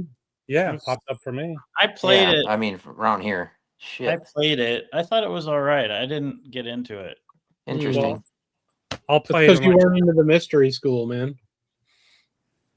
I've seen that one around. That's a lot of Cecil Taylor, bro. It goes with I have the green cover one, Phase the other one, Mm. and that's the lineup on there. I Yeah, think Malik, man. He's cool. All right, this is I'm the trying one to that remember might. No, the one before it. I think it was kind of like. I think that's classical. Makes sense. I don't Isn't think it's. He's very. Didn't he go to someplace? Yeah, Like I don't think Juilliard it's. or something? Maybe it's a different James Newton. There's one of them's classical music. James Newton's flute. Yeah, he plays flute, a lot of flute. Jazz Bum Mike wants this one, but Yeah, that's a good one. It's so side 2 is homage to Charles Parker, and it's I don't know, it's a very odd composition, but very cool. And then side 1 is very good too. But Yeah, I 'cause it's got definitely the- want that it's one. got And the there's not Moog on there's it. not a single copy of that in the United States. yes, there is right here. Well, not online. Actually, out of all the ones I picked up, this is the one I really wanted to get. Oh, yeah. This is on Black Saint. Bobby That'll Bradford's be on good. there, and James Newton. So I'm glad I found this. This Yeah, was that's another cool. record that was in the box that was taken. I think this might be the original one, and the one I have was a reissue where this was in blue. But this, that's the same lineup there. I'd be interested in the reissue, man. Huh? I'd be interested in the reissue. Well, if my box turns up, I'll let you know. Okay. We taking bids already? Huh? We're taking bids? No. Shut up, Roberta. Hey, look, what is this? You're all it. And then That's this, the wrong one, though. Hang on, that's the wrong one. this is the What's last the- one from Nesties. No, This that's is cool. on Hat Hut too. Stop it. It's for tomorrow. But here's it's a trio. Oh, shit. Jimmy Lyons. Wasn't there a That's- Jimmy Lyons that was like a piano player, too, or something? No, he didn't he die young? He was Cecil Taylor's guy, right? Yeah. Rob, He was with Rob, Cecil Taylor's trio. Can you show What? a valuable record real quick? Why? Just, We have a I want surprise. to test something. Or Or this one's very valuable. Yeah. Oh, nice. It goes for dough or money. I say it goes for money. No, These you are say I'm putting say these dough. in the auction tomorrow. It goes for some dough, though, is what you usually say. These are white label promos. Wow. Oh yeah, Oh, cool. those get some decent money. Yeah, they do. Scat bird. Is that like a shit-eating bird? What the hell's going on No, here? but you know it's funny. On this, the first song, they're scatting on it. Oh, okay. But here's a lineup on each. That kind of scat, I see. John Abercrombie's on this one. Oh shit. Mm.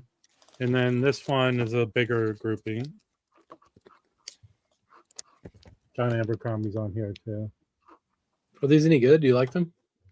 He's a little more kind of Pat Martino. It's funkier on the kind of Oh, funkier cool. side. I like funky stuff. I found this today that I've been looking for. This Oh, that's phenomenal.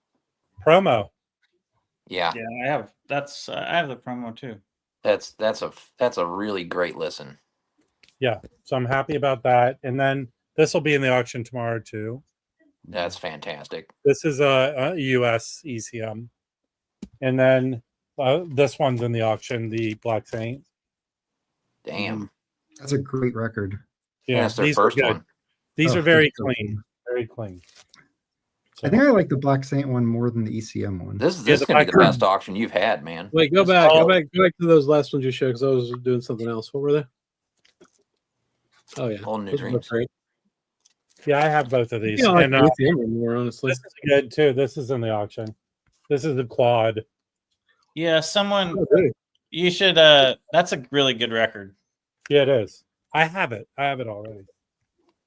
And yeah, Oh, I have- Charlie Hayden. Let me see that Charlie Hayden Liberation Orchestra. Is that what that is? yeah. Yeah, that's essential business. Is that clean? Let me see. Like if it's in good shape, I really want that because I don't have that record yet. Well, I don't either. I've been looking for it, but Oh, okay. if I find another copy, I'll. Okay, that's good. Yeah. It Um, turns up. Let me know. But That one turns up. I don't know why this says promo because this is neon. It didn't come out. It came out.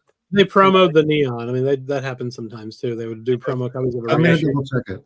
I'm gonna gamble with this, but this is sealed, and I'm gonna see what cool. people's tastes are for hard to find CDs. Yeah, So I'll have this for the auction tomorrow too. cool. Oh, And this is a cool trio. Look at that. well, crap. I thought it was in my pile. Wait, you want this in your pile? Mm-hmm. Do you No, want put it in this? the auction, dude. No, I'm going to tell you why. Put it in the auction because the money goes to charity. Well, no, hold on. I don't want this whole thing that everything. I don't want to publicize the auction that I'm doing with my money what I want to do. A good portion will be what I want to do with it. That's how I'm putting it. Yeah, Right? that's I don't fine. want people to come to the auction to help for charity. If you want to reach out to me privately about the people that I know personally that have lost stuff, I will send you privately links to it. But Okay. I'm doing with the money I get from it, I'm going to do with it what I want, which is everybody will do with their money. So I don't want it to be about that. Oh, So okay. if you listen, I'm keeping that fucking Butch Morris record. Do you want this, Dave? Yeah, Okay, it's in your pile. you're the Okay, man. thank you. All right, hold on. I did want to go to, so I believe this is the first pressing on this label. So this is 1970 it came out. Yeah, So anyway, yeah. that's a I great, think I great have the record. same copy, Rob. This one Rob Um, has is probably like 70, 73, 74. Yeah, I have the same copy that you have, Rob. You So know this is the what? one. That neon impulse label is better than the green one, but It's earlier. I like It's it. earlier than that one. Too. I think they're fine. I think it depends on. Honestly, I think it depends on the individual title. Right. Like Let me there's like with like a Love Supreme, by the time it gets to that label, there's been like 5 or 6 pressings. So like Probably it's more. Probably right. It's probably not going to be as good. Can I show some stuff? Would that be all right? Of course. No. I got a few things. First one, So like 2 weeks ago, Felipe had put in the group about a record that he had at his local shop in Miami, and I decided to pass on that copy, but there was a copy on Discogs that was the reissue of it. I know Dave has this. Oh yeah, man, good job. East New York Ensemble Music, or the Music, at the helm. The original, so this is on Folkways. This is the, again, reissue from 2010. The original was from like 74, I believe. Yeah, 74. The original is pretty expensive. Even like VG copies can sell for like $500-$600. And so it was, I don't know. I think Alex Diamond Marimba had messaged me about the copy that Felipe had seen. I'm not sure if he ended up getting an original from Sound of Blue. Oh, okay. Oh, he Yeah. bought that copy. Yeah, I was offered that copy too. Yeah. But this is the reissue, so I'm excited for it. This is one of those records where it's got to be nice condition for it to be really worth it, because it's very like spiritual. It's got this like almost like Middle Eastern type sound to it as well. And if it's not clean and you can hear the crackle and stuff, it's just not going to be as great. So I was happy with the reissue. That copy is sounds great, man. Yeah, and the reissue is still pretty expensive. I mean, it's like, yeah, it's 3 digits. Yeah, 70. I paid $80 for it. Oh yeah, you did. You got a good deal on that. The other two are the big ones. I talked about this when I was on 2 weeks ago. It hadn't come in the mail. It came in a few days after. But this is Felipe Matei and Jeff Gilson on Palm. This is an original from 72, I think it is. That's a great year. With the years. It was recorded in 72. Probably came out later, 72, 73. This has been reissued on the Souffle Continue label, which was that box set that Rob and I bought, the Bayard Lancaster. So there's reissues of this, and they are, I think, in the U.S. So you can find them from probably a good majority of shops. Yeah, Dusty Groove had the reissue. Yeah, so I'm excited for this. I sold a bunch of stuff before Christmas that kind of helped me with this. This is nice. A pricey one. This is usually in like the $400 to $500 range. So yeah, those original Palms, well, they're just a pain in the ass to find at all. It was a pricey one, but it worked out with it sat in customs in Jamaica, Queens, for a week before it finally moved. And then this one was Joe. Can you just show the label and the lineup on that? Sure. Yeah. Yep. So this one. So is Jeff Gilson, is he orchestrating or is he playing? He's playing. He plays on a lot of them. He's kind of there's a few labels that are like that, where like the person that's the head also is heavily involved with the label. He plays it's in French, so it's a little bit hard to understand, but he plays electric piano, this instrument called the orgue, Orgue, and then he plays the bass clarinet on the B side. Pierre Moret is org is just organ. I think it's organ. Yeah, I was actually going to say that. I think it's just the organ. So Pierre Moret plays the organ one side, electric piano the other. Bruno de Gio is on the flute and percussion. And the lineup continues down. It's got Didier Lavalle, who I think played. He also was on, I think, a few Bayard Lancaster sessions. And then the leader, Felipe Matei, is a saxophonist, alto sax. So the label, Palm had quite a few labels that kind of came. There was really no rhyme or reason as to what the label color was. Some of them are red, some of them are blue, orange. Orange, right? This one is on the blue, which I think is probably the coolest color in my opinion. Nice. That's a cool one. Really nice condition. But again, I paid a pretty penny for it, so it was. Yeah, but when you sell records to get records, that's the way you do it. Yeah, it's like boy math, so like girl math. It's just the boy version. So yeah, here's what the orange label looks like. Does it look orange? This is a Frank Lowe record. Yeah. Look clean. And then The other one I got, I had seen this copy from, I talked about this shop in Boston. It's called Music Research Library. I definitely recommend it if you're ever in Boston. It's right in,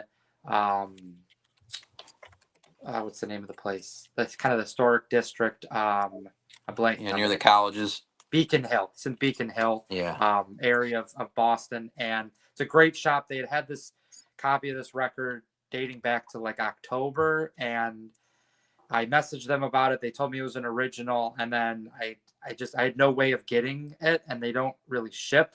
It's really, they just want to keep the stuff local.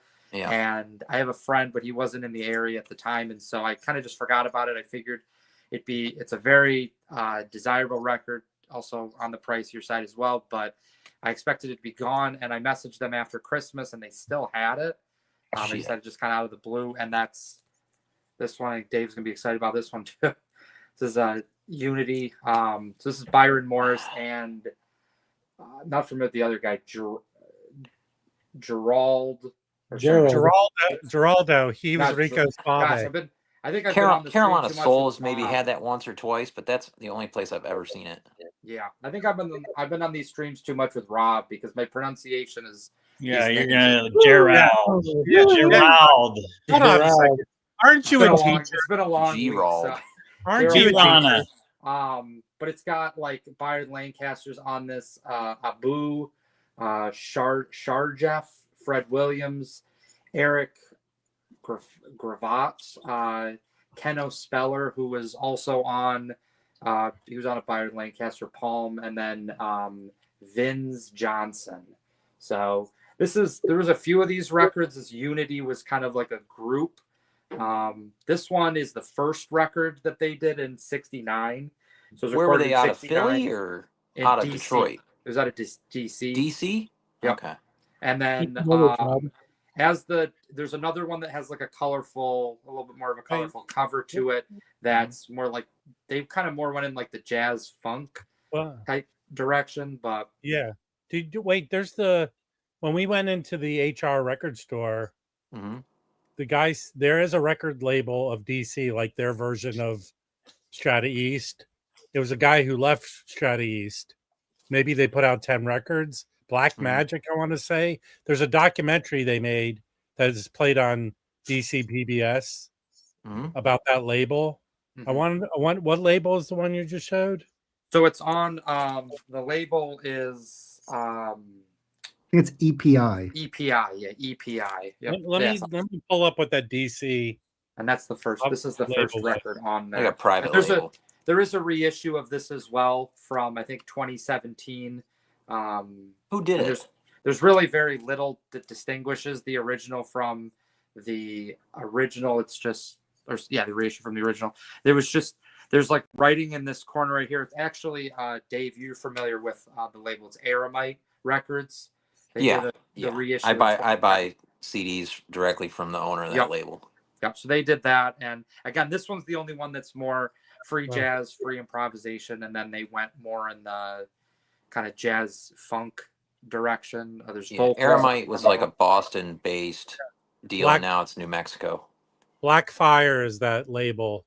Yeah. That put out, and they're very expensive records, I think. Joe, does that record go for some dough? Yeah. Wait, how do you do that? How do you put like text on the screen? I uploaded it. It's an image with a transparent background. Okay. Yeah, they had at WFMU the big guy Joe Basement Records had a copy on his wall.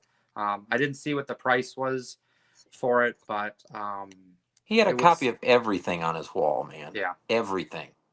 That was nutty. Like that guy was crazy. So it hurt my feelings, man. Like I walk in and I'm like defeated immediately. That wall defeated me. It's just like, I'm done. This wall has come up on our live stream like every stream. What wall? Was it in his house or a record store? This was at WFMU in New York. Is the I'll never see anything that crazy ever again in my life. He had he had all three of the Con Jamal rares mint, like all on the wall, like boxes of L Saturns. It was nuts, man. It was nuts. He definitely catered more towards the avant-garde free Yeah, direction. oh yeah. But Yeah. It was. if you're looking like was he didn't have insane. like blue notes or anything like that on the wall. It wasn't like rare straight ahead type stuff. It was all more obscure. It was actually, to be honest, I thought at first he was like like an international dealer, just because he had like a thicker accent. And did he look like Michael 45? No, he looked like a guy from Brooklyn. Yeah. He was like an Italian guy. He was it was him and this older guy that he was with. His dad. That wasn't his dad. That couldn't. You sure? I don't know. They didn't look like they were too far in age, but maybe. I mean, maybe the guy. I thought it was his dad. Yeah, dude. but they were both eating like some kind of like Stromboli or something. I have a picture all of that guy. All these insanely rare records behind them, and the guy is like not even wiping his hands off, and he's putting his greasy hands on these record sleeves with this that are like 4 digits. Yeah. So he was but he was great. Did you see him, Mike? He's the man. There? Is it this guy? This guy? Yeah. Yes. Yeah, that's the guy. That was the supposed. All right, take him down. Come on. Hey, Mike. That's the dad. So, oh God, not that guy. His cat's changed his Facebook profile. Hey, Mike, I shared a link. So the Jazz Bums made a great video about the Sam Records Sun Ra reissue. Yes, but that's not the only Sun Ra reissue coming out. So I guess whoever owns the rights to the Saturn label, who's been reissuing their record, the Sun Ra records, they're reissuing probably and Dave maybe can confirm is this. I'm guessing this might be one of the rarest Sun Ra records. So the story goes, this was recorded in the early 60s in a workspace that they used to rehearse in New York. And then in 1966, they pressed, there's not an exact number, but they estimate that they only did 150 that they sold by mail and at their shows in 1966. So this was a very hard record to get, but they reissued it's RTI is pressing it, and it's a Stoughton jacket. And I ordered it on Bandcamp because you can stream it, and they also give you high res downloads. So yeah, go order it. Yeah, that's a good one to get a reissue of. Just like you said, that one's one of the impossible rare to find. Do you think that's one of the rare Sun Ra records, Dave? No, not necessarily. There's a lot. His catalog is beyond immense. I mean, if you get the Omniverse book, there's 275 entries, and that book was made a long time ago. How many of that shit's bootleg, like concert shit, though? No, this isn't concert. It's a recording. I'm just saying, like, the 275. Yeah, I have 90. I have 90 some Sun Ra records, and I don't have that one. I've got 3 now. Those the ones Sam put out are awesome, man.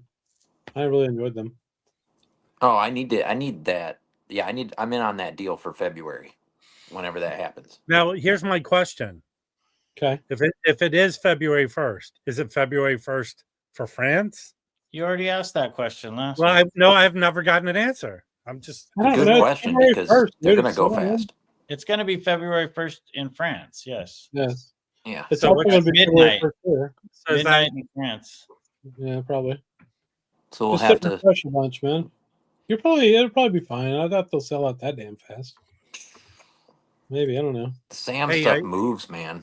Hey, Dave, I went to Atomic today, and I was talking about some dude pulled out that transition comp that is probably the easiest transition to find. He pulled it out. Yeah, Mike's got it. He pulled it out of the label, and one of the labels just fell off of it. Yeah. Oh, no. So we were talking with the owner. He goes in the back. He pulls out 2 OG copies of the Donald Byrd record. The original, the one that Sam did. Oh. So how much do those go for? He goes, probably $2,000. He had 2 copies of it. And the covers looked minty. Very Which one? Beacon Hill. It's Bird in Transition. The one with yeah. like That The guy's got yellow always thing. got stuff, man. He's always got stuff.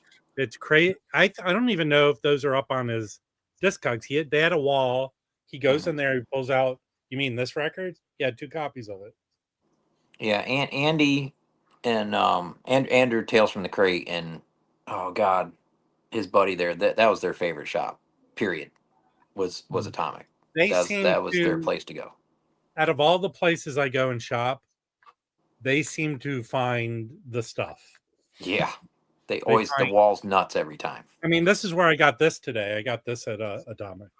So this is that nice. third record Rob's talking about. Yeah. There's one copy for about $1,000, and it's G plus. Yeah, Oof. he said those were and it's mint records. polystyrene G plus. So Yeah, shit. Yeah. It was very funny when the guy pulled the record out of the sleeve and the label just fell right off. Yeah, because I think for polystyrene, they don't press it. I don't know the process, but I believe they just glue the label after the record's pressed, which is why they fall off over 50 years. Yeah, it makes sense. Yeah. Were any of them shellac, or they were all polystyrene? I don't think they were shellac, but I'm not sure. There could have been variation between them. I've never heard of a shellac. I heard there's somebody on YouTube. It's like Blue Note 33 RPM, and he does needle drops. And he did a needle drop on the Sun Ra transition, and I thought it sounded fantastic. Like I didn't hear any background noise. You should listen to it on your phone over the fucking internet. Like, I mean, how could it? Well, just in terms of the noise floor, you could hear. Oh, sure. That's what I'm saying. Yeah. was that an original, or were you talking? It was an original, and so I think polystyrene can sound okay. Sure. But it also may be that maybe they weren't all pressed on polystyrene. That's fair too. So, Brandon, you got records to show? Not really. Do you have a CD to show? I was gonna show for Dave. This sounds great. I listened to it. Oh man. So it's pretty cool. I have no idea. You have to give that one back though, don't you? Yeah, my friend lent it to me, but it's You're getting you're the gonna dig fucking. it. You're getting the I know fucking some people that can put you in the witness protection program. And then I got one record that I'd wanted for a long time, and I got it at a good price. It's oh wow. Oh, cool. Yeah, that's not a that cheap was record, kind of dude. expensive for a while, and Yeah. it's gone back down, and Okay. I picked it up. And let's see. And my friend lent me this one, which is pretty good. Oh Yeah, wow. That has a couple different covers, though, right? Yeah, it has like 7 different covers or something. Yeah, I have that exact one. Is that solo, Mal, or is that trio? It's just solo. Mhm. I think it's from early 70s. It's good. I mean, I like his trio stuff a little more, but it's good. 1970. Cool. A friend of mine lends me some really good stuff. I don't think I'm going to buy records anymore. I'm just going to borrow. Just have my friend Donald send me records. Hey, Brandon, What? how'd you like that Benfica ending? That was awesome. That was Real Madrid style. Just wait till the end and then put in all What the the hell are you even goals. talking about, bro? We're talking about soccer, man. Oh, Jesus. Yeah, Christ. it was I wasn't thinking that was going to happen. So Yeah, me neither. it's pretty awesome though. That's it. I just have that. No CD? No CDs. The other week. I got a couple more, Mike. Okay.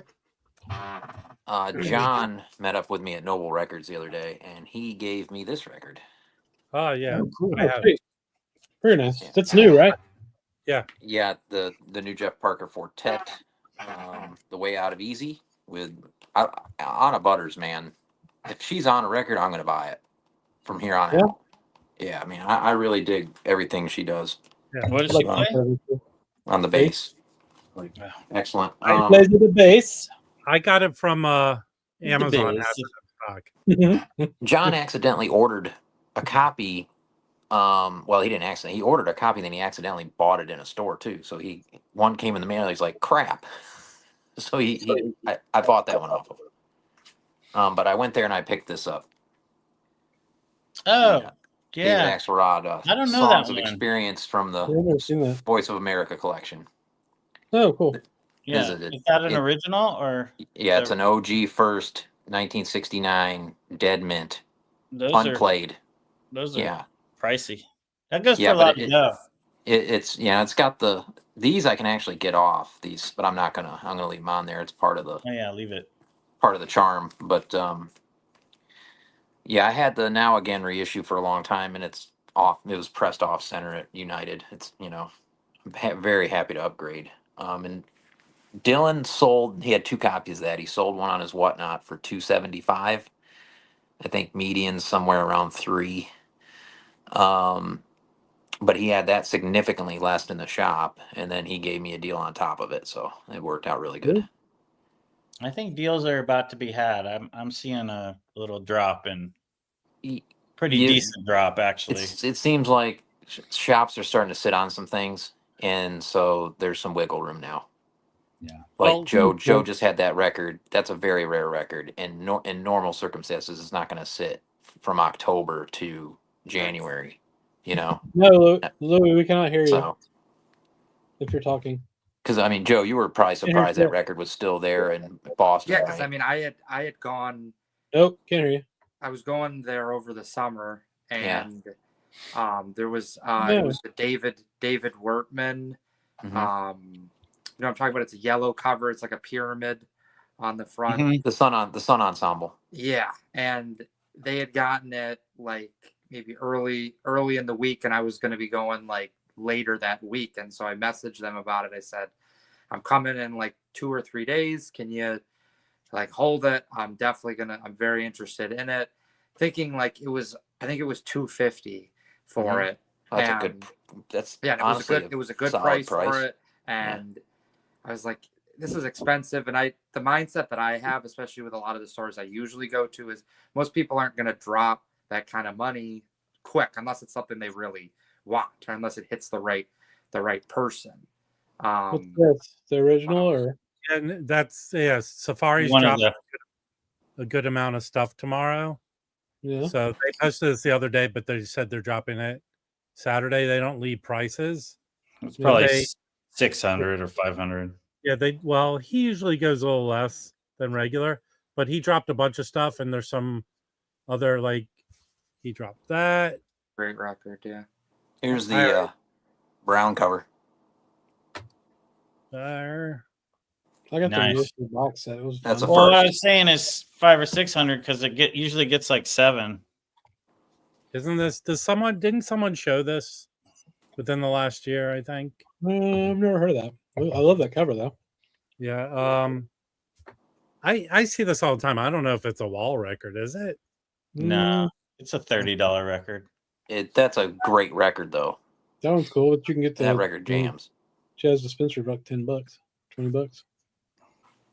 I already found that for like $40. Wait, isn't that a Tone Poet? Yeah, it's a Tone Poet too. I found the other one's actually the other one, Something Special. That's a better record than this. No, it's not. Yeah, it is. No, it's not. Yeah, I saw a video with Alex today at Den Bosch or at Record Planet in the Netherlands. Yeah. He's looking a little long in the tooth. He was in the store. I talked to him today because I dropped off. He's doing a cool thing where he's giving gift bags to people who've lost records. Rob, can you say who Alex is? So his name is Alex Rodriguez. He is the Record Safari guy. Yeah, I got to meet him at Glass House. Right. So I've developed a nice, I don't know if you'd call it a friendship, but a record store guy friendship. And he's doing a cool thing where he's giving out gift bags to people that have lost stuff, and they give him a request of what they want.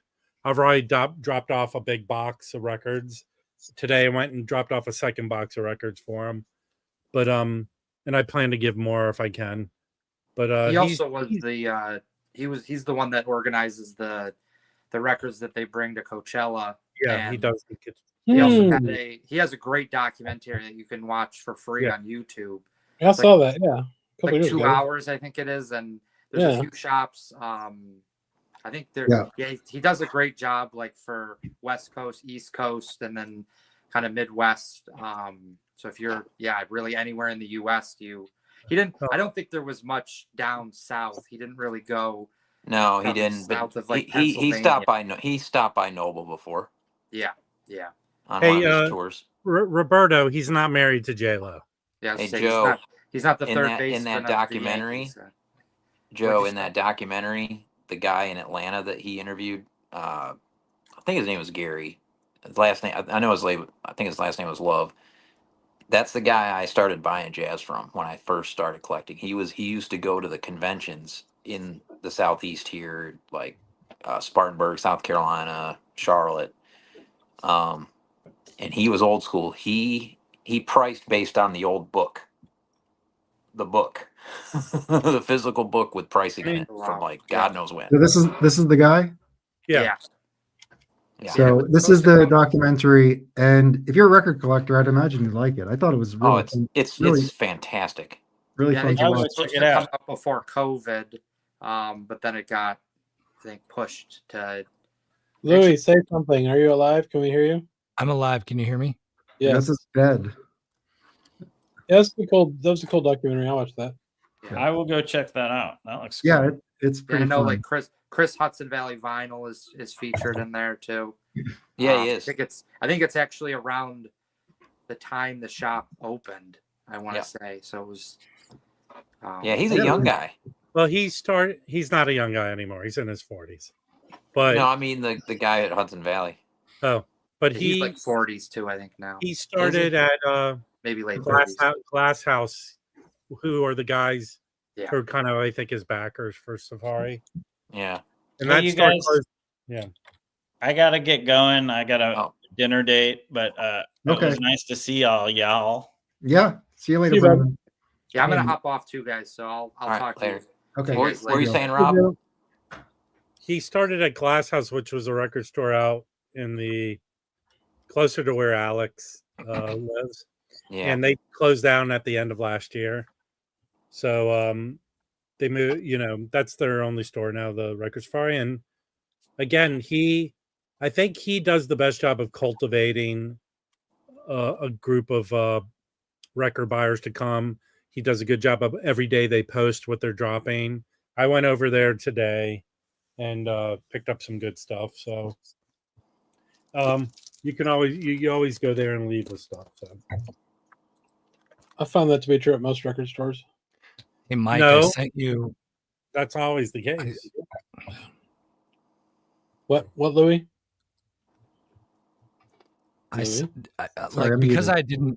Because my audio is fucked up. You didn't hear the screaming. Okay. No, I know, but like, dude, I sent Mike a video of what they were doing after we cleaned up everything.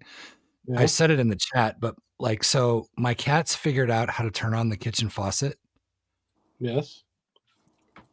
In my kitchen, there's an island, right? So they can push the faucet with their heads so that the faucet is placed over the fucking island and not in the sink. Nice. So they turned on the faucet and pushed it over the island, and it flooded our kitchen, like living room area. And Karen came out because I'm in here, and Karen was in the bedroom or whatever.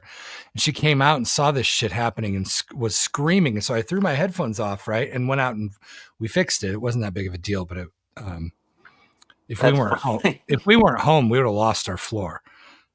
Like, but I sent a video of it to Mike in the chat. Okay. And you can play it. Your cat did this? Can you put that on the next Sharon is Karen album? Yeah, but they worked together because one of them knows how to turn on the faucet, and the other one knows how to move the faucet with its head. So after we cleaned it up, they went back to the scene of the fucking crime. Here, yeah, there it is. This is after.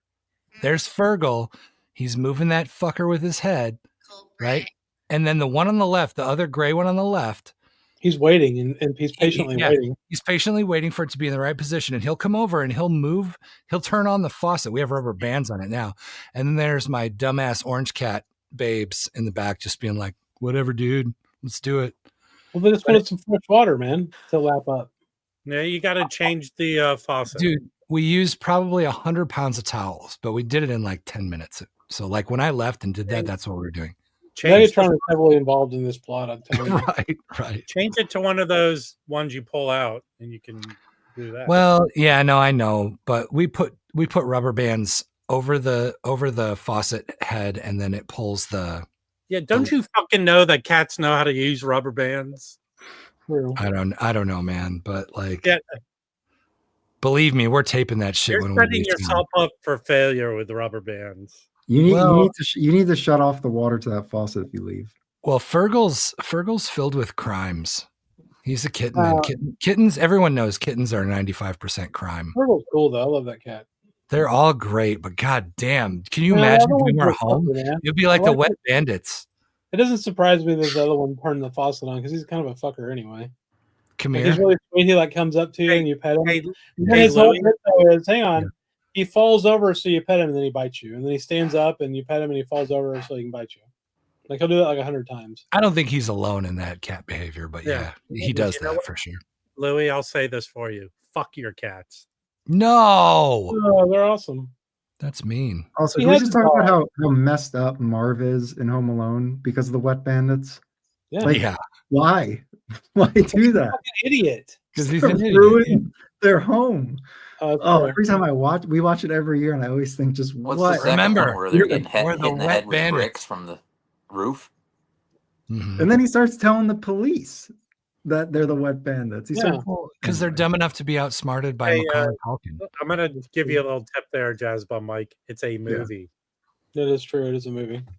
yeah, but come on. I Get your mean, yellow it's very stinky believable. keister off my It's a very property. believable scenario. I'm almost certain that if they put a percentage to each time those guys are hit with something, the likelihood of death is like in the 90%. Nah. You guys want to see what I listened to in the last couple days? Yeah, as long as it's jazz. Yeah, listen I to mean, more of that Hubbard. obviously. You put metal spikes all over your counter. No, don't do that. This cat's owned that house. Oh shit! You know what? I'm very irritated about the way Louis holds records. Why? That's his signature, man. No, but he's like waiting No for glare. Evel Knievel to race off the top of the record. Well, How it's did you get because- one without a saw cut? It's because of glare. I don't want to Or do. a I don't want to do corner cut. that. Take it out of the sleeve, you douchebag. So tell us about wildflowers. What is that? Be nice, Rob. It's that. Well, Only you could be nasty to Louis. the New York Loft Sessions. It's just they did five or six. Rob, I can't remember. 5 Yeah, plus number a three. sample. Actually, 5 plus a sampler. So That's what it six. said. So there's 6. New It's York not really- Loft Sessions. I'm not gonna go through everything that's on it because I'm just gonna flip through these. Because Well, just say who's leading the sessions on it real quick. Because each of those is pretty different. Should be on the back of the jacket. He's looking at it, man.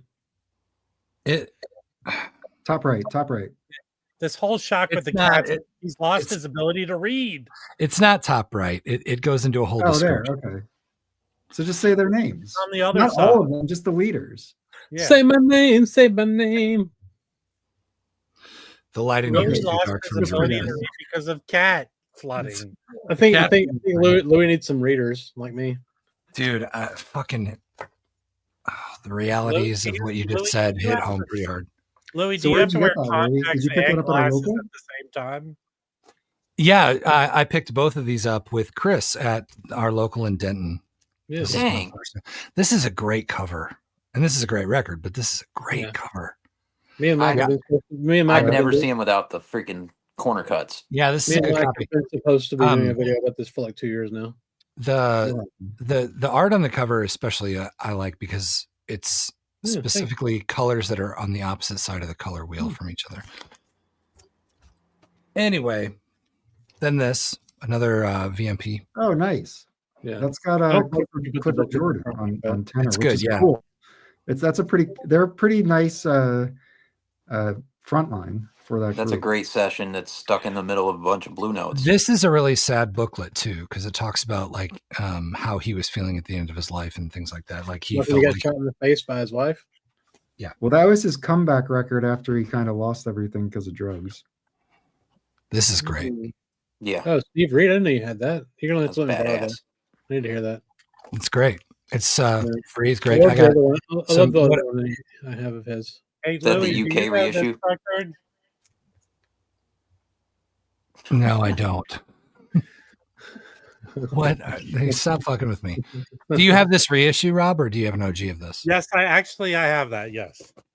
The reissue or an OG? No, the reissue. The reissue. The gold one, There's right? a bunch of those Steve Reed reissues that are very good. Yeah, I Yeah, have that the one sounds with his face on the cover. It's pretty cool. That And one's then- weird though, because it's like that the one I have reminds me of like I don't know, like a dollar brand record or something, like through the whole fucking record, and the very end of it's just like free as fuck. Yeah. Like This the will build up. This will or- trigger. I don't mean to trigger you on your eve of your birthday, Chris, but PB Foul. Yeah, Oh, that record. cool. That's one of the greatest. I think it's great. I fucking love this I record. like Yeah. it too. It's terrible. I think I convinced Chris to buy it, and he's mad about it because he hates it. I sold it already, I think. One of the reasons why I like that is because What's it's up, Patrick. just because these are just piano and drums. Yeah. It can't get too harsh. You know, it gets wild and crazy, but like there's no like shrieking on it. So Yeah, because it's Don. yeah. Yeah. And then this is great. I love this. Oh yeah. They're kind of like companion pieces. I got Yep. this some records past record store day. It's all right. Yeah, That's timeless. 90s. Yeah. Is it timeless? Yeah, Is I that like, 90s or 80s or what? I can't remember when it I was don't recorded. fucking remember. It was Who's originally in on the one of group? those Netherlands label. I'm not pulling up these two. Steals. Wait, who's in the What? who's in the group? Yeah, who's in the group? We need to know. Oh, for fuck's sake. This is I don't have it's to not pull that hard this to pull a through. record out of a sleeve, bro. Well, now I pulled one LP out, pull another one out. Next thing you know, You Take take your time. the- it doesn't even say on the back. Look at this shit. Oh my! Oh, that's the original I- cover? So no.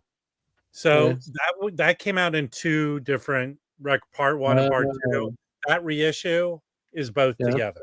I see. Oh, that's in, my, cool. Oh. in our prime, in my prime. Yeah. So the back, hold it back up again, Louis. That's I think the first one. That's the cover. Flip it around. Yeah, he looks like he's really in his prime. Like, what the fuck Yeah, is that's this? the second. Ah! Well, he's in his prime on heroin.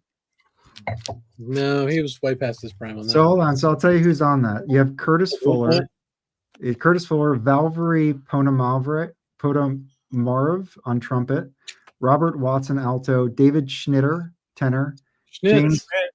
James Williams piano, Dennis Irwin bass, and Ray Mantilla percussion. One of his later ones, yeah. Yeah. Oh, that's brilliant LP. Love it. Well, if I I think can it's read really the good. cover, Record I over would and over know again. which one is that. Oh, This one is, of the newer ones. This is Natural Information Society. Yeah, Natural Information Society. Do you remember just Information Society? Yes, Yes. where they had the with Spock on the song, a sound Yeah. bite. Yeah. True Energy. Energy, yeah. Joshua Abrams. Air Energy. Yeah, I saw them. They opened up for Vanilla Ice like in 1992. You saw Vanilla Ice in real life? Front row, dude. Front row, yeah. My sister got tickets for Christmas. Holy the fuck. year- How was Did he do Ninja Fucking Rap? awesome, dude. Huh? Did he do Was it Ninja too- Rap? Was it to the extreme? Yeah, dude. Yeah. Oh, it's so I had the sick. concert T-shirt and Hey, shit. It was awesome. Hey, you know, if you hung around Chris back in that day, he often used to say, "Hey, lose that zero and get with the hero." What color is that Yeah. one, Louis? Is that white or clear? It's white. What year was that one released? It's racist. Oh, it's a cheap reissue. It's not. Oh, It might be the still current, cool. the one in currently in. Nobody knows what that even Yeah. is. You have to tell us what we're looking at, Louis. Oh, this is Albert Eiler Bells. Oh, geez. Yeah. How do you not know this? ESP disc. Okay. Yeah, I have a Is it copy terrible? here. it's Similar. tough. Mine looks similar. Yeah, it's a Mine's tough listen. black. Awesome. Yeah, that. Yeah, I bet. Hey, CJ, I have a Didn't story hear Here's about the- the This one's the purple, I think. That's a good Shut up. record there. Yeah, I this did, is. I did not get to see snow, unfortunately. That would have been. Oh, fun. that's You mean phenomenal. you didn't get to see 12 inches of snow? No. Informer. A leaky boom boom down. Yeah. Hey, This that's is a good great. right. Hey, I have a shit. Dave-like response to that record. Yeah. Alex gave me a copy of that. Yeah. Jessup Wagon. It's fucking great. Red Lily No, I didn't. Quintet. It's awesome. That's great. Rob will Hey, like this one. Yeah, that is an excellent record if you do not Yeah. have it. It really It's is. fucking great. They Jimmy Jeffrey reissued and it. Free. They reissued it last year, and the reissue is very good. That's probably what it is. No, Candid? Yeah. Oh, okay, cool. I'll have to pick Yeah, that it's up. Candid. It's Candid. Well, it was originally on Choice, and Yeah. then I've I guess seen the Choice one, but I have that Candid. It's good. Yeah, I This got is- the choice. That's great. Very good. Tell Yeah, everyone what this is. Tell the James people what Brandon it is. Lewis. Eye of Eye, Yeah. right? And that's that rounds out my stack that I listened to over the last 2 days. That's a Sweet. 6 stack. That is a dude. 6 stack, Louis. Wow. I gotta sponge off my brain, dude, because I'm making like chord progressions that resolve to the from the 5 chord. Did you listen to that band I one told you chord. about? Woo! 5-1, 5-1. That's what are you making a jazz record? No. Like 145, like that sort of esque. Uh-huh. I'm not doing every song, like obviously, but like when you have like pop songs and you're like in your head constantly and you're worried about them and you're writing little bits to them all fucking goddamn day long and you're singing them over and over and over and over. And you have these pop melodies and all this shit that resolves really nicely and whatever. At the end of the day, like if I don't listen to some free jazz, like I can't like sleep. You know what I mean? Like I gotta like I gotta sandblast that shit out of my brain. With even hard bop is great for it. Jazz. I'll send I'm your no brain cat. for you. I'm no cat whisperer, Louis, but that might be the reason their cats destroyed your house. Because of free Sure. jazz. Looks like they were just thirsty, man. It could be that cats are just full of crimes. They are full of crimes. They are I got some full of records. crimes. You want to see them? Yeah. And some shit I've been listening to. Hey, Some of the not bits a- first. Not So a I did a couple of the 50% off sales that You Discover had and Sound of Vinyl had. Sound of Vinyl is a fucking shit show train wreck compared to You Discover. The You Discover shit I bought like 15 records from. I got them in like 3 days. I bought 4 records from Sound of Vinyl and it took 4 weeks for them to get here. I don't understand how they're both Universal stores and one can be so different from the other. Well, But they anyway. train all their morons up at Sound Jesus of Vinyl, and they Christ, move dude. them over to. I got this one. This was fun. I only listened to this once, so I don't really have a really strong opinion about this one yet. But it's happy to get this classic series. It's good. Getting around. Dexter Gordon. I agree, Patrick. They were. But, You know what, Louis? Your cats were trying to drown themselves from all Yeah. Exactly. Yeah. Yeah. Oh shit. This one's fucking awesome. I was really Yeah. glad to get this finally. The So, guitar player on great. that is Yeah. kick-ass. Who is it? Let's see. Hey, Chris, a guy I work with ordered 61 records from that sale. That's insane. I That's cool. know. I mean, if you were catching up, that's cool. So let's see. Drums, Paul Humphrey. Bass, Wilton Felder. Congas and percussion, Buck Clark. Dude, Buck Clark, that's fucking awesome, man. Buck Clark's on there's a Herbie Mann record on Atlantic. What the fuck's it called? It's like Montreux and something else. Mhm. 2LP. It's got that weird like die cut cover on it, Yeah, Buck Clark's on that record. He's fucking awesome percussionist. He's wearing like a here he is. There's a picture of him right here. There's Buck Clark. But on that Herbie Mann record, he's wearing like a fucking macrame vest or something with no shirt underneath. It's pretty fucking. That's 70s by and far 20s. one of the best Jimmy Smith records. Yeah, It is. so you got Buck Clark on percussion, Arthur Adams on guitar, Steve Williams on harmonica, and then Jimmy Smith on organ, obviously. That I mean- guitarist is the hero for me on that record. Yeah, for sure. So Root Down and Get It, everybody knows, is the open side too, and that's basically the song Root Down that the Beastie Boys did. So Yep. really good record, really great soul jazz, kind of funky, live, high energy. I really enjoyed this. I listened to it 3 or 4 times, so that one was cool. What else? I got this Well, one. from what I believe that record, he was playing with a bunch of young guys, and it kind of It Yeah, that ran. makes It sense. transferred off to him. You know. If you're okay, I was reading Patrick's comments. I got this one too from Chad's series. It's really nice. Yeah. Staying at Sweet Rain. Yep. I really enjoyed this. I listened to it once this week. Pretty chill. This was Stan and his son when we talked to him about the what was it, the Get Scoberto One Step. We interviewed him and AB. He talked about this picture and him with his dad, so it was cool. I like this one a lot. I actually think I have an OG of this though too, so I'm not quite sure why I bought it. You can also get that one. There were those late 70s, early 80s Verve Twofers that Robert Ludwig mastered. Yeah. And I have the one that has that in it. And Or you can just buy this for half price. Bruh. The twofer you could buy for half price. That's true too. Is that a quintet or a quartet? Fuck, I don't know. It's quartet. It's quartet. Okay, cool. I'm not taking another sleep. Quartet. This is really fun too, so I really like this. So I got this on the same half price. So this is Robert Glasper Experiment Black Radio. Deluxe edition. Earlier. It's 3 LPs, so it's the original album, which is a CD. It's the first 3 sides, and then on side D, he does Love Supreme on here, which is kind of cool, and a couple other tunes. And then the last disc is like remixes of the Sugar. So this is mostly like kind of jazzy hip hop.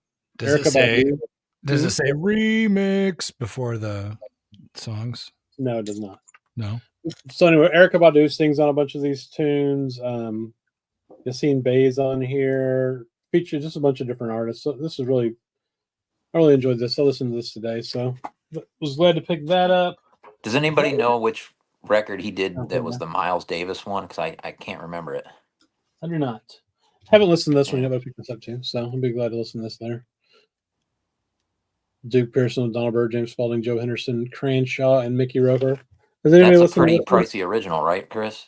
Well, I mean, it's a Blue Note, so I'm sure it is. Yeah. But man, these half price sales were fucking great. So anyway. Yeah. Nice. And then I've been listening to some other shit. Let me just grab some stuff here. I pulled out a bunch of Columbia records the other day randomly to listen to. If I can grab them. Haven't put them up yet. Where the hell are they? Well, shit. I got these 3 anyway. So I listened to this a couple times recently. This is the Miles Davis Live Evil. Kind of awesome live, record. This is the record store day one I got a couple of years ago. It's kind of nice turquoisey vinyl. How's that sound? Sounds good, man. You can probably get it pretty cheap too. I mean, this isn't like an expensive record, I don't think originally, but love the J. Edgar Hoover art here. That's who that is. There's a representation of. But the guy that did this also did Bitches Brew, the art to Bitches Brew. I'm trying to remember his name now. It's a really well-known artist. But I can't remember. Is that more in the Bitches Brew vein, or is it more in the funk stuff? No, for sure. It's I'd say more than the Bitches Brew. I mean, well, let's see who's on here. So, there's like different groups on here. We got. Let me see. It's the way they did this is really stupid though. It's got like got the listing of the tracks and who played on them. It's all like across the entire fucking album. Who's the drummer? One second, let me see here. Let's see. So Miles Davis trumpet, Keith Jarrett piano, Michael Henderson bass, Jack DeJohnette drums, Airto on percussion, McLaughlin guitar, Gary Bart saxophone. So wasn't there another drummer too? Lenny White.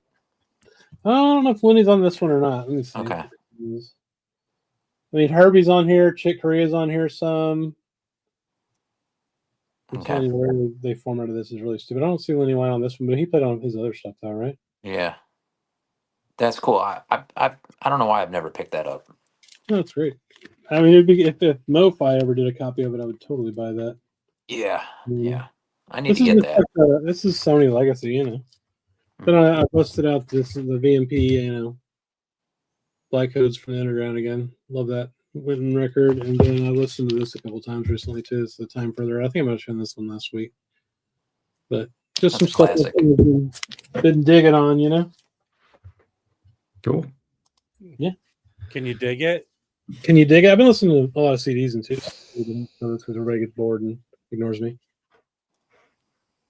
Cool. All right, I can show some stuff. Wait, Rob, don't go. Don't go. Come back. Don't leave us. Oh wait. Why did Rob go? He had Are to you find drinking anything, Louis? Yes. My cat just turned on the faucet. Are you drunk? So No. this is a photography book, Sitting In, Jazz Clubs of the 40s and 50s. I think this Oh, came cool. out like a couple years ago. Yeah. But it has basically pictures of all different paraphernalia and images of the clubs, including the 500 Club, which I did a video on the 500 Club maybe like a year or two ago around a Frank Sinatra concert there, a Rat Pack concert. So anyway, so this is pretty cool to have. I haven't really flipped through it just yet. It just came out. 1 second. 1 second. So everything is beautiful. Everything's beautiful is the Glasper Miles Davis album. CJ Tunes is like our in-house librarian. CJ's a badass, man. Love The CJ. man. Yeah, for sure. Thank you. Because I was unsure about that one. We don't know because the dogs have interrupted, Paul. They've ruined our lives. Much like the cats. The pets are kind of fucking up in the stream, you know? Check out my doggo, though. Oh yeah, let's see. Very cool. Let's see. Yeah. Oh, She's just chilling. what's Annabelle. she doing? Hey. She's ignoring me, apparently. I wonder if she's. Oh, hold leaving. on. Can you go back to your cat? Wait, no, hang on. Here we go. Hey, baby. Where's Hold on. she? It's not a I cat. need silence. You Okay. will turn on. You will turn on the faucet. She That's likes not- that. It's not a cat, Rob. It's not a cat. It's a dog. Oh, Dogs aren't smart. I can't. All right, see hold it. on. Let me jump back in. Oh. Okay, so this is probably the kind of most valuable piece that came in. This is a 1958 first pressing of something else. Oh my God. Just as good as condition as you could hope for. Yep.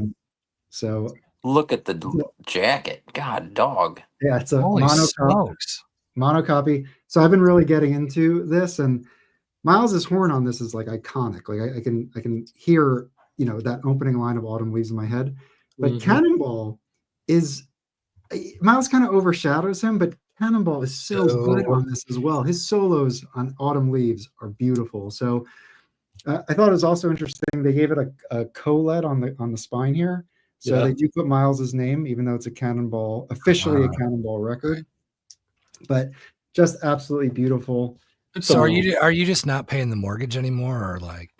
I don't even want to tell you what I got it for because you I like $7 for what that. this goes for. Why wouldn't you tell us? That goes for about $200, I think. Am I It wrong? goes for like $400 in this condition. What'd you get it for? Come on, Rob would tell us. $30. Nice. Oh my God! How? So You this bet, is deep groove, 47 West 63rd. No R on either side. So the blue note, circled R, registered trademark, I guess that is. That's early. Not on either label. Plastilite, RVG, That's mono. Sick. So got that in. So I'm selling off. I have another copy I'm going to sell off. But, You do? Oh my God! I have a Liberty copy I'm going to sell. Rob's Oh, okay. finally Well, got to you. I don't. You do? I have the crappy cover. What condition is it in? VG Plus. No, That's no, pretty not scary. It's a stereo copy. You should keep the stereo and the mono, bro. Come on. I was actually thinking of doing that. Rob, if I sell it, I'll reach out to you. There you go. Okay. Okay. Next one. This is a 1953 session. Hold on, I might have to.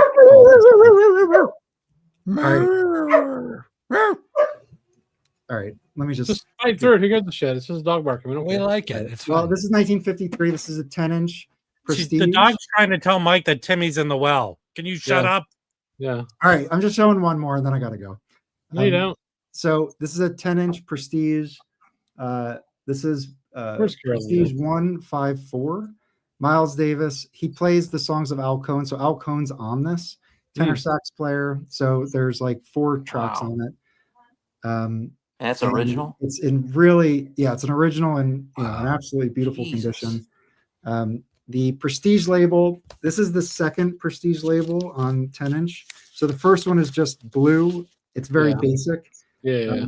This one is Blue Fireworks. I love that. Yeah, that's Damn. cool. So Blue Fireworks. This is also Plastilite. So Prestige is known, when you look at their 12-inch catalog, the 7000 series, they're known for pressing at Abbey Manufacturing. But if you look, Abbey Manufacturing doesn't have a single 10-inch on Discog. So all the Prestige 10 inches, I'm almost certain, are pressed at Plastilite. And all the ones I have a ear in the dead wax. So I don't think Abbey was pressing any 10 inches. I think they actually started up manufacturing LPs 12-inch. I don't think they even made 78s. So Plastilite is more of a legacy label. So, or legacy, not a legacy press, but an earlier press that transitioned from 78 to 10-inch LP to 12-inch LP. Nice. Look at So yeah, Mike so this stepping up is his fucking probably game. this is probably as straight ahead as Miles ever sounded. So this is just like a straight ahead. I mean, super like little bit of swing in there, but it's really like very tame. It's really nice though. The soloing is very nice. The arrangements are nice, really beautiful stuff. And Chris, you actually have this material. This is on that OJC you have with the red cover. Do you have that handy? Yeah. I don't have it handy, but yeah. You don't have it handy? Okay. Well, anyway, the 12-inch of this it's called, I forget what it is, but it has a red cover. I know what you're talking about. But really happy to get that. That's sweet. Hey, Okay. And now let's jump a few decades here. this isn't part of it, is it? That's the Sonny Rollins one, so I don't think so. Okay. I'm I probably think gonna that's throw probably this part in of. the- I think that was probably reissued as Dig. That's probably on the Dig album. I'm gonna throw this in the auction tomorrow. It's an early 2000s reissue, I think. Oh, nice. Yeah. You're welcome. Thank you. And then I got a Black Saint. That's an excellent record. So there's no copies in the US. This has been on my want list for a while. In Europe, it's not a particularly expensive record, but with shipping and everything, it jacks it up to like 60, 70, 80 bucks. So one finally came up for auction, and I was one of the few people that bid on it, got it for 24 bucks. This is Anthony Braxton. I have some of his other stuff. To me, I mean, I don't know his whole catalog. This sounds totally different. He does 6 monk compositions in a trio form, and it's absolutely killer. Dude, you should get the standard shit he did on CD. It's fucking great. You know, It's they're not familiar bad. stuff because it's monk, and his interpretations of it are just awesome. And the record is pressed, and the sound of it is so good. Just a great Black Saint record to get. Highly, and I actually was recommended by Mike Notes and Tones. He's who put this on my radar like years ago. So I've been after it since then, and I just didn't want to spend 80 bucks on it. I paid 20 at a Nice. store. Yeah, Noble's got one like that. I'll keep going. Okay, this is another Blue Note. I was at Jerosa Records, and the owner had OG Mono that he put on, and I really enjoyed it. I thought it was a great session. So I picked up. This is a White Bee. Oh, nice. And it sounds excellent. No complaints about the sound. It's killer sound on this. And this is Jackie McLean Capucha Swing. In terms of Jackie McLean's hard bop material, this is up there. Probably my favorite one he did. Then, after this is when he goes like One Step Beyond, Destination Out, Action, Action, Action, all that phase. So before that, this is way more like in the pocket. But he does it, and he's absolutely incredible on this. So, but really, actually the star of the show is Walter Bishop Jr. I think they give him a trio track on this, so he gets a lot of room to solo, and he's fantastic on this. I mean, the whole group is killer. And I think they did another album or two together as a group, but this one, Capucha Swing, this should definitely be in the classic series at some point, and it sounds it was an early 75th, which I take it as curse words in this realm, but but super. That's what I have is the 75th. It's like when I heard it in the store, it like clicked in my head, and I spoke with the owner. I was like, what album's that? So I was just like obsessed with getting this. And then, these White Bees, this one, I'll tell you, I mean, this sounds incredibly good. Both sides, dead quiet, super clear, beautiful pressing. So no, those 70s pressings are great, man. Some of the White Bees are good. The vinyl pressing, dude. Of course. I'm sure some of them, if they're using old stampers, won't sound good because it's worn, but they weren't using old stampers in the 70s. They're just recutting that shit, probably. You definitely recommend. So, okay, I could keep showing stuff. What else? You should Do it. definitely do that, Patrick. Absolutely, come up next Friday and show us some jazz records. That'd be awesome, dude. Yeah, definitely. Why doesn't he do it now? We'd love to have you. Wasn't his show happening now? I think it starts at 10:30. Oh, okay. Okay. Yeah, I'll just Oh, show one. I'll just show one more. Okay. I This I found at Drosa Records. It's $20.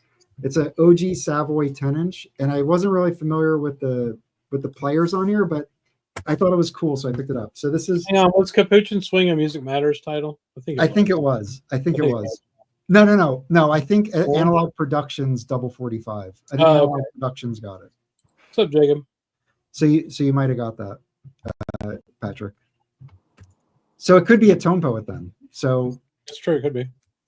which would be great. If there's session photos, I'd love to see those. I saw another Joe Roland on Savoy that has blue and green colors on it. Do you know what I'm talking about? Not sure. That's at Atomic. But so I see this, I'm like, oh, that, I don't know what it is. Maybe it's like some lame record or whatever. So I pick it up and I start looking at it. One, it's very negative attitude to have. It's an OG Savoy. So it's on, deep groove, and it's Van Gelder, but there's no RVG because it's before he started etching. But I'll tell you how I know it's Van Gelder in a second. But so it's a Savoy. Back of the cover that he recorded. I guess this is 1954. And it's got this guy, Wade Legge, I think is how you pronounce his name. Okay. And he composes every song on this. Oh, wow. He was part of Dizzy Gillespie's band, and he's a bebopper. So all the compositions are coming from like a guy from the bebop scene. Yeah. And not everything on here is like an upbeat number, but his composition style is like, well, if he was part of Dizzy's group, like I bet his music is awesome. So they do 4 of his songs on here. Was he arranging for Dizzy? Is that what you're saying too? What?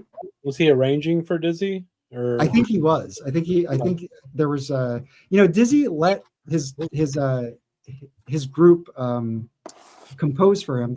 I'm trying to think who it was, but there are a number of people that came out of his groups and orchestras that were composers. Yeah. So Ron Jefferson on drums. So we have that Sam Records Ron Jefferson choir. Yeah. So, and he also has stuff on Pacific Jazz. So killer jazz drummer. Yeah. And then I don't know, this is Dante Martucci. So we got Dante Martucci on double bass, and then Roland Alexander. So I was like, That's Rob's cousin. And also on the back, all these liner notes up until here are about Rudy Van Gelder. So I was like, why would they do that? Like, why would they emphasize like the recording engineer so much? I was like, does that mean the music's not good? I was like, what's going on here? But the music is good. But it just goes to show you, people were obsessed with like recording engineers forever. When people get on like audio files about talking about Kevin Gray and Bernie Grundman, only one douchebag does that. Nobody cares what that guy thinks. This is all about Rudy, and it's recorded at Rudy's in '54, and it's for Savoy, and it's a cool session to have. And I got it for $20, and it's probably like it's probably worth like $40-50. So it was a good deal too, and it's clean.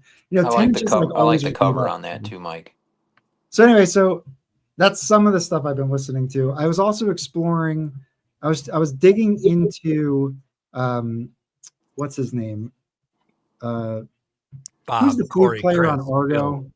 Who's the guy who has a bunch of flute albums on Argo? Flute on Argo? James Moody. I was looking into James Moody. Chris, what do you think of James Moody? I like James Moody. I got a couple of his records. Do you have any James Moody albums? I mean, what else would they be? Yeah, I don't have like none over here. I don't have any. I was listening to his early Prestige stuff. I think almost all of it's arranged by Quincy Jones. Yeah. So he's got like, and they're small groups. They're not like big orchestras, but it does have like an orchestrated feel to it. And then you have Moody, he's a fabulous tenor sax soloist. I mean, I've got a few of his records. I've got one. Okay, so let me go. I can go. He totally had a very familiar, but at the same time unique style that does not sound like the bop tenor players, in my opinion. I think him and Quincy were probably looking for. They were probably like more big band stuff. It's not hard bop. Like it's more. But the thing is, bands, some of the stuff like it's a variety. Like he does there's Mamba tracks. There's tons of ballad stuff.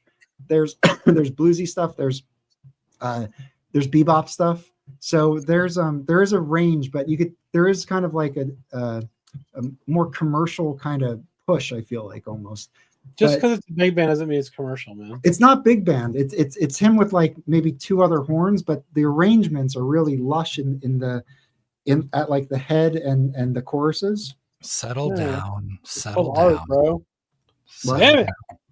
So, but anyway, Here's a I- pink You velvet asked soul. me a question, I was going to answer it. okay, go on. So I've got one called Moody and the Brass Figures. It's kind of funny. I don't want to dig it out, but it's got like a picture of him, and the picture's coming out of a horn. It's on Milestone, so that one's kind of cool. That one has like it's not really a big band. But here's the thing, dude. It's got Mel Lewis in it, right? So there's going to be, that kind of shit's going to be more arranged, more, I don't know. It's like the Mel Lewis and shit, So you got Bob Cranshaw's on this one, Jimmy Owens, Jimmy Cleveland, Kenny Barron, James Moody's playing sax and flute, I like it a lot. Joe Newman's on it, Snooky Young. So it's more of a big band. Tuba's on, Don Butterfield's on that record. Okay. So yeah, I mean, I get what you're saying with commercial, but I don't think it's commercial. I think it's just. Well, look at it. But if you pull up his Prestige stuff, like a lot of the players I'm not too familiar with. I'm not all, I think maybe the trumpet player I knew, but yeah. But like it's and I don't know what bands they were coming from for that, but anyway, I did like his Prestige stuff. I don't know if I must get it, but if I ever see it, it's not like a must-have necessarily. But I got a couple. Like I've got one called James Moody's Moods on Prestige from '68. Yeah, that's just like a quintet. But yeah, I mean, I don't know. I don't like commercial, but I think it's more bluesy, more I don't know, man. Soulful. Yeah, I don't think blues. I don't know if commercials are right word, because where commercial just to me is a negative connotation. They're just trying to sell records, where I still think it was art. The art these artists were making. Well, yeah, no, I guess the distinction is, to me, like it just sounds so different than what everyone else on Prestige sounded like they were doing.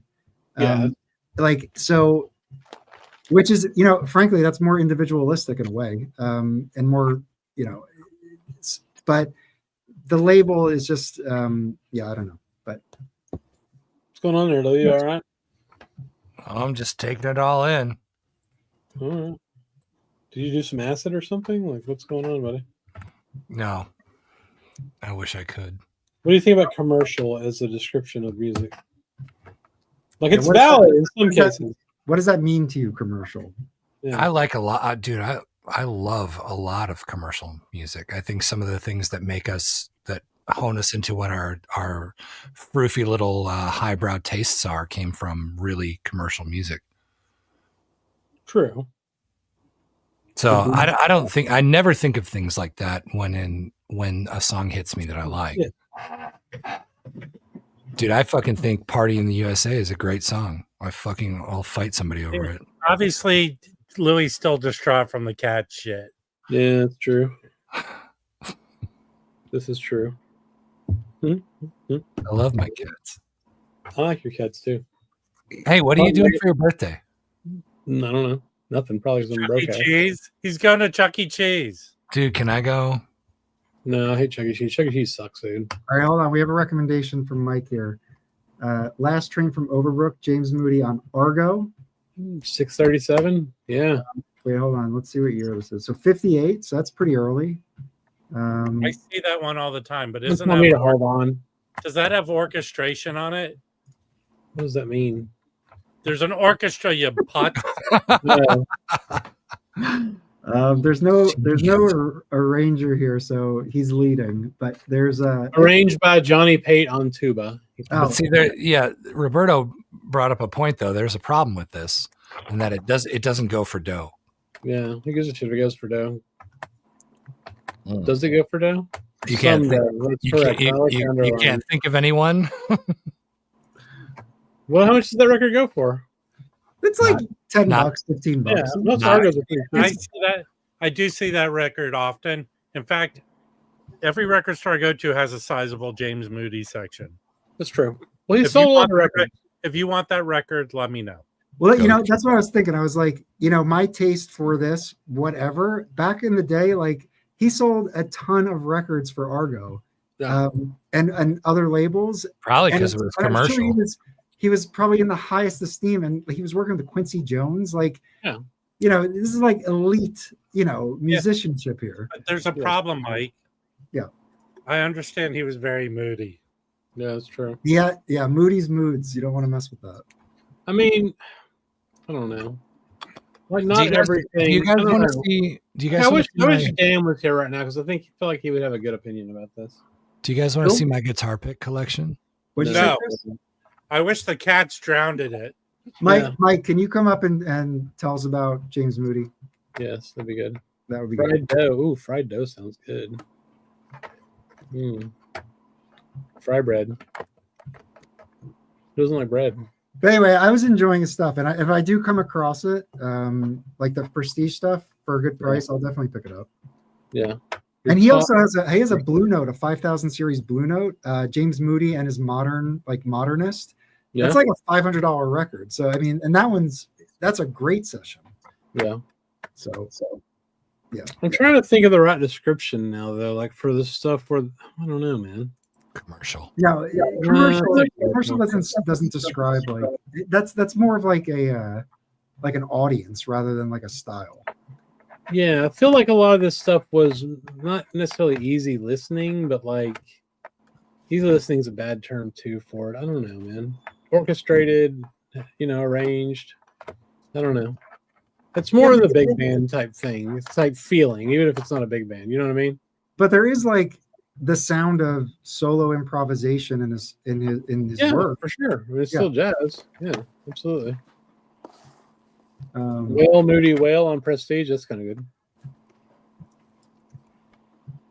But that sounds cool.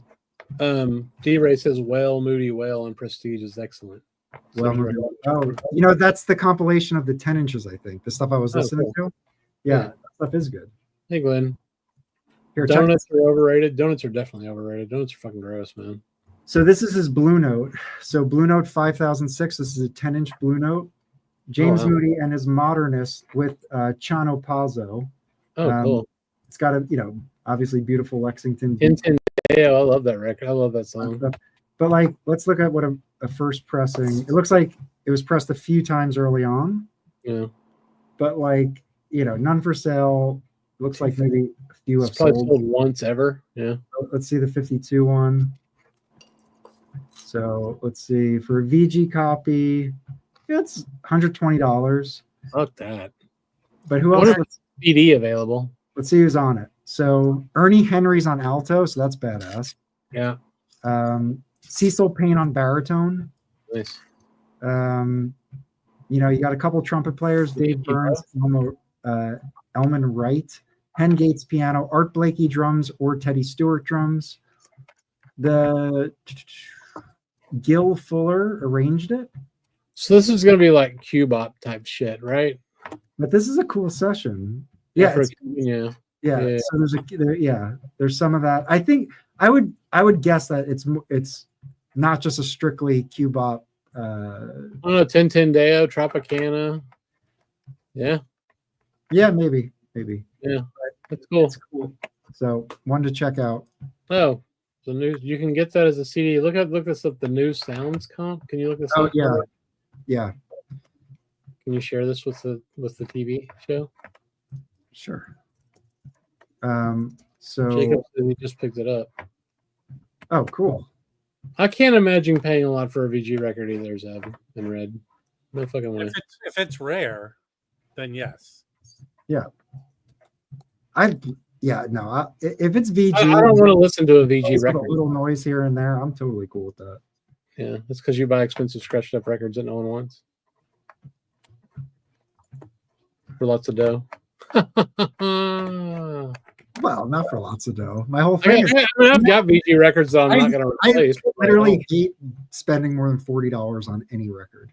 You spend like $100 on records all the fucking time. What are you talking about? None of those records are. I spent $100. Not even close to that. Not those, but The most expensive one. Fight.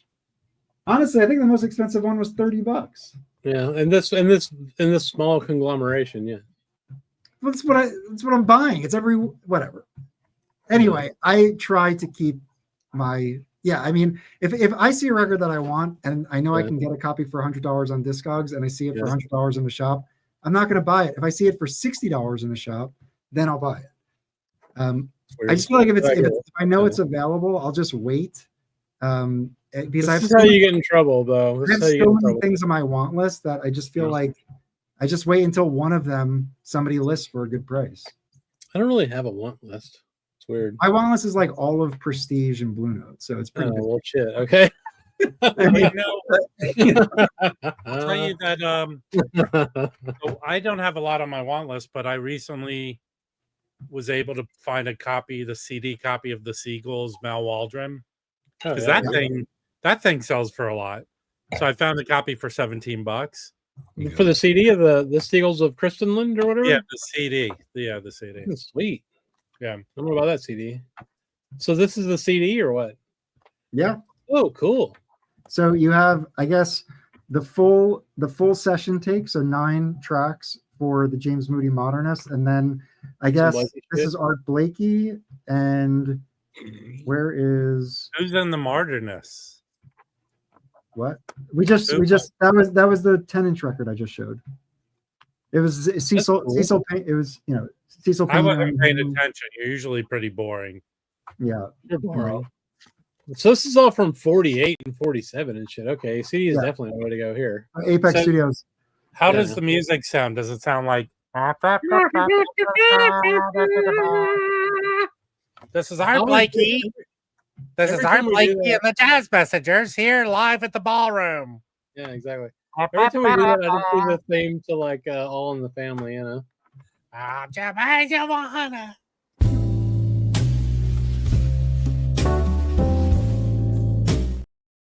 You didn't let it finish. What happens at the end? Does something happen? Yes, you have to sing. I leave.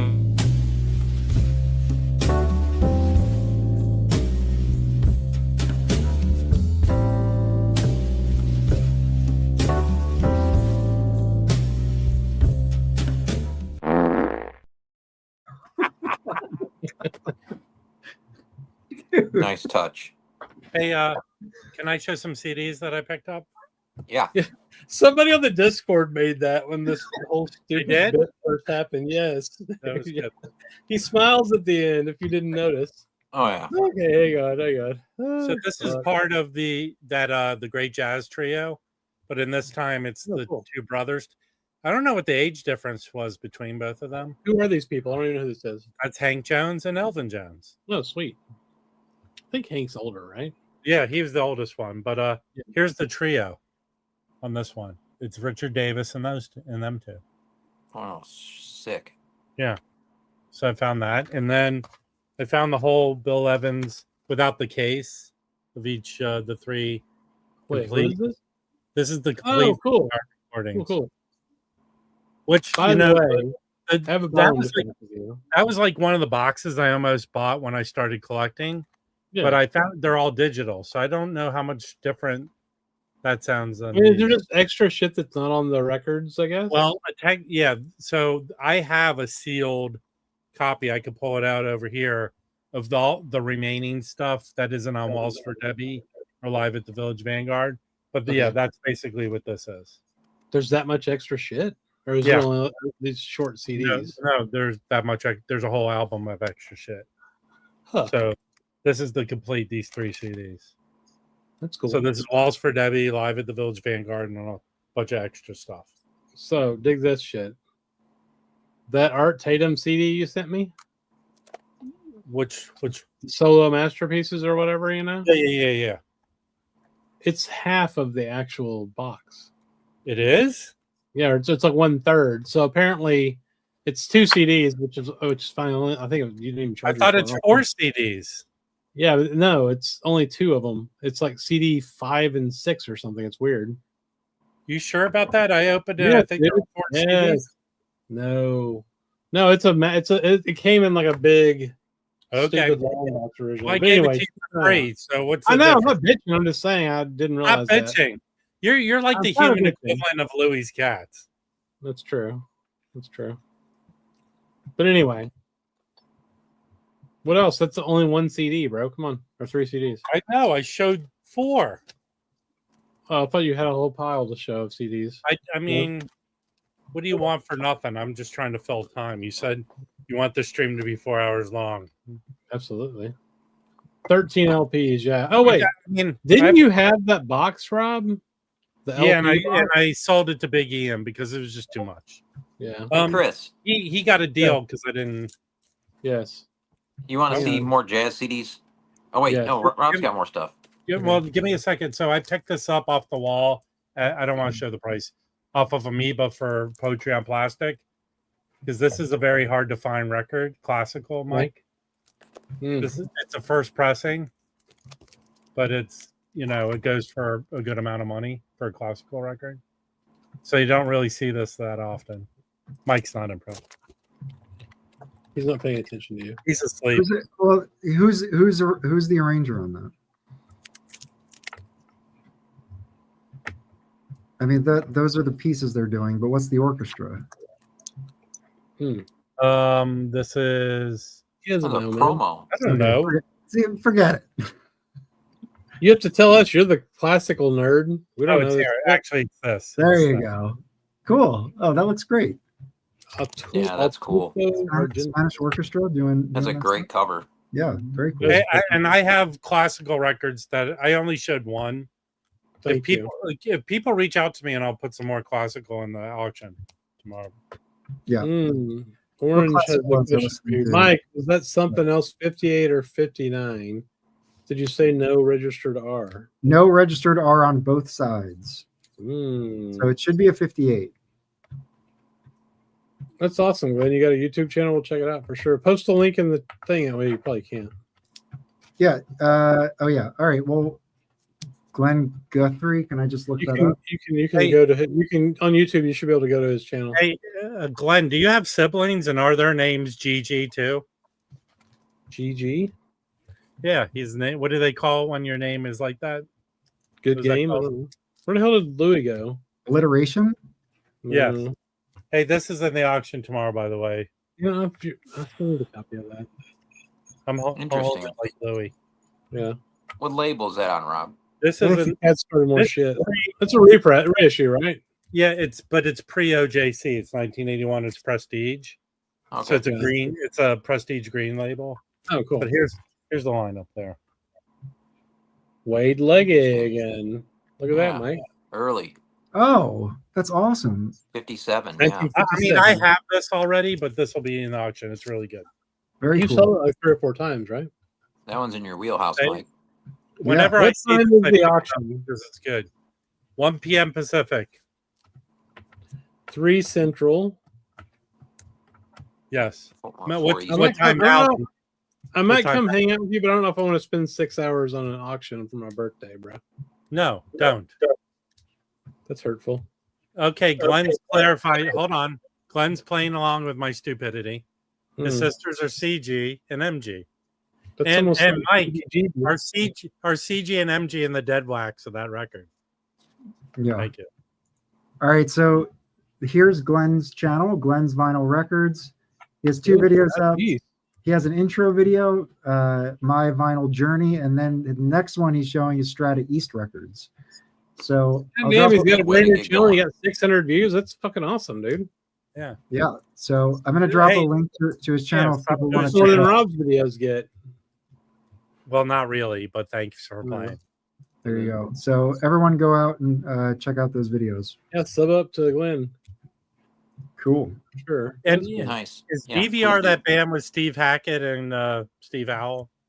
No, that's the Guns N' Roses' second band was GVR. No. Guns versus Roses. It was GTR, guitar, get it? Oh, yeah. When the man. What happened to Jacob? He was supposed to come up and show his pile, and he just kind of noped out on us. He disappeared. Maybe his cat was at his apartment in water. I have another one I could show. Go for it. I got this for $9 free shipping. Want to see how much prestigious? Oscar Pettiford. Oh, sweet! I love that cover, dude. That's awesome. Is that Bethlehem- what's the name?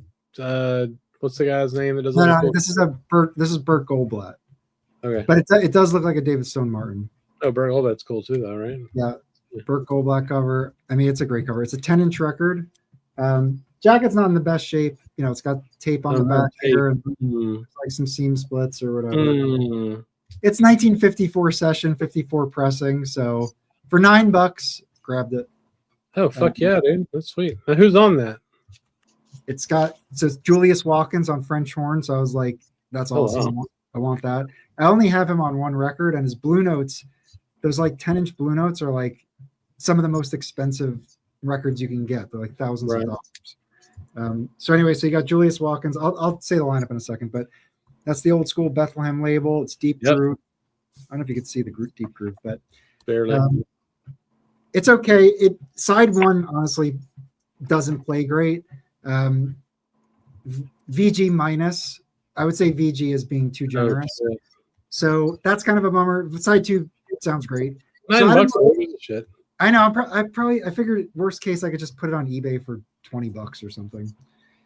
It's not terrible, but you know, I took a gamble on it for $9. But So this is a lesson about buying VG records, which aren't really VG records. Well, okay. So here's the lineup: Oscar Pettiford, cello and bass. Fucking awesome. Julius Watkins, French horn. The great Charlie Rouse on tenor. Damn. Duke Jordan, the great Duke Jordan on piano. Oh yeah. And Ron Jefferson again on drums. Oh, cool. We saw him on that Subway I showed. So they Oscar play. Pettiford just like top 10 bass players of all time, though, man. I mean, Didn't he die young? No, I don't know. I don't know. I think he did. But a pretty cool album. That is an amazing cover. I love that cover. I know. That's why I was like, for $9, I'll just Hands. Oh, that's fucking cool, dude. I love that. But, Where'd you get it at a shop or? Discogs. Oh, okay.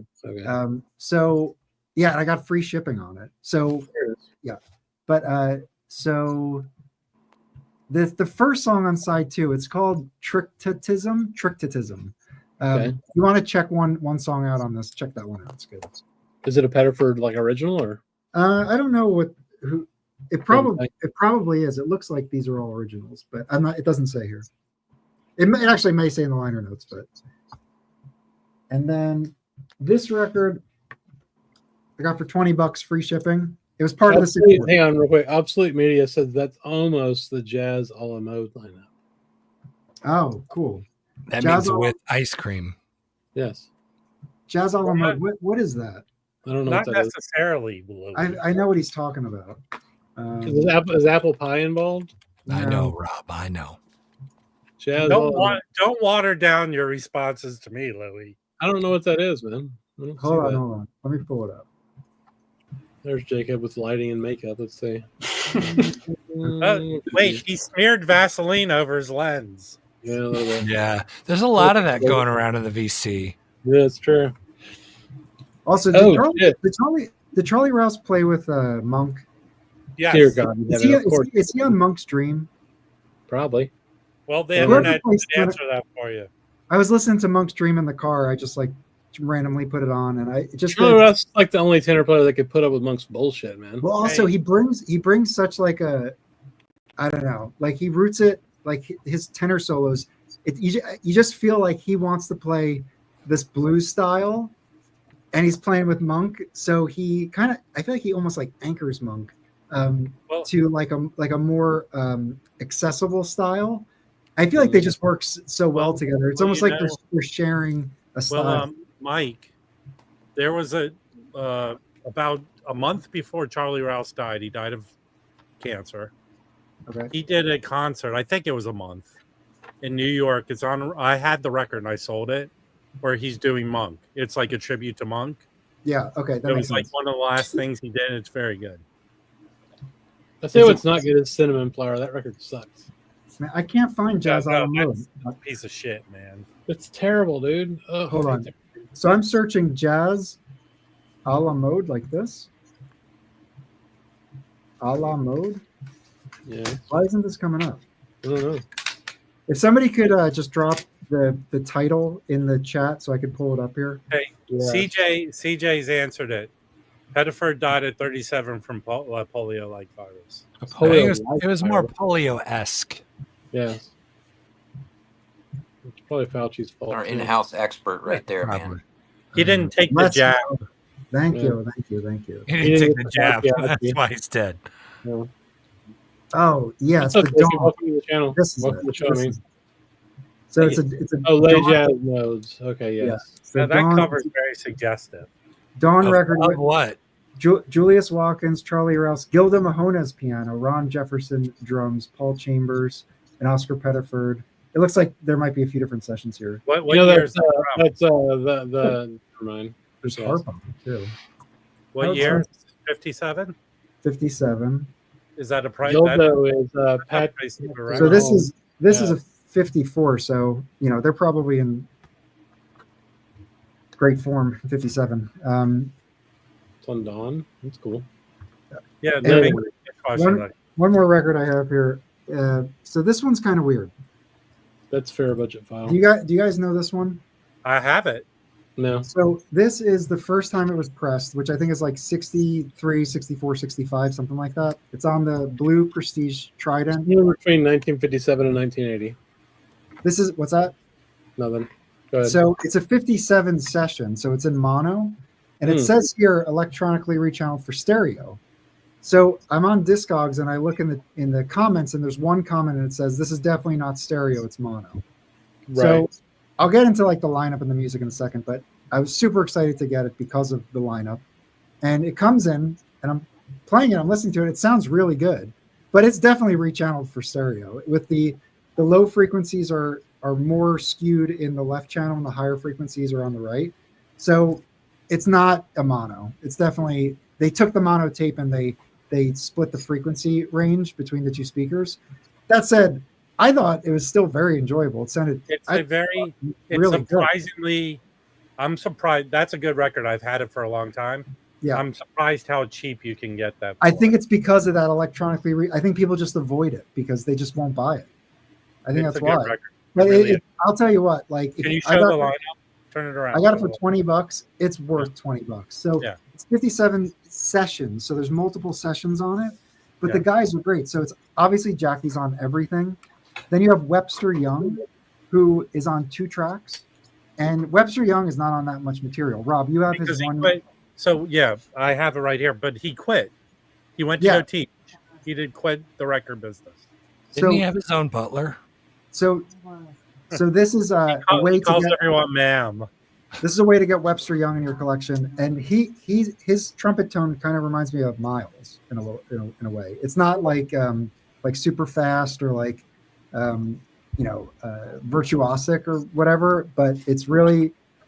But I think he probably talent wise, in terms of like playing skills, he's probably a little better than Miles at this point. He's from DC. He lived in DC.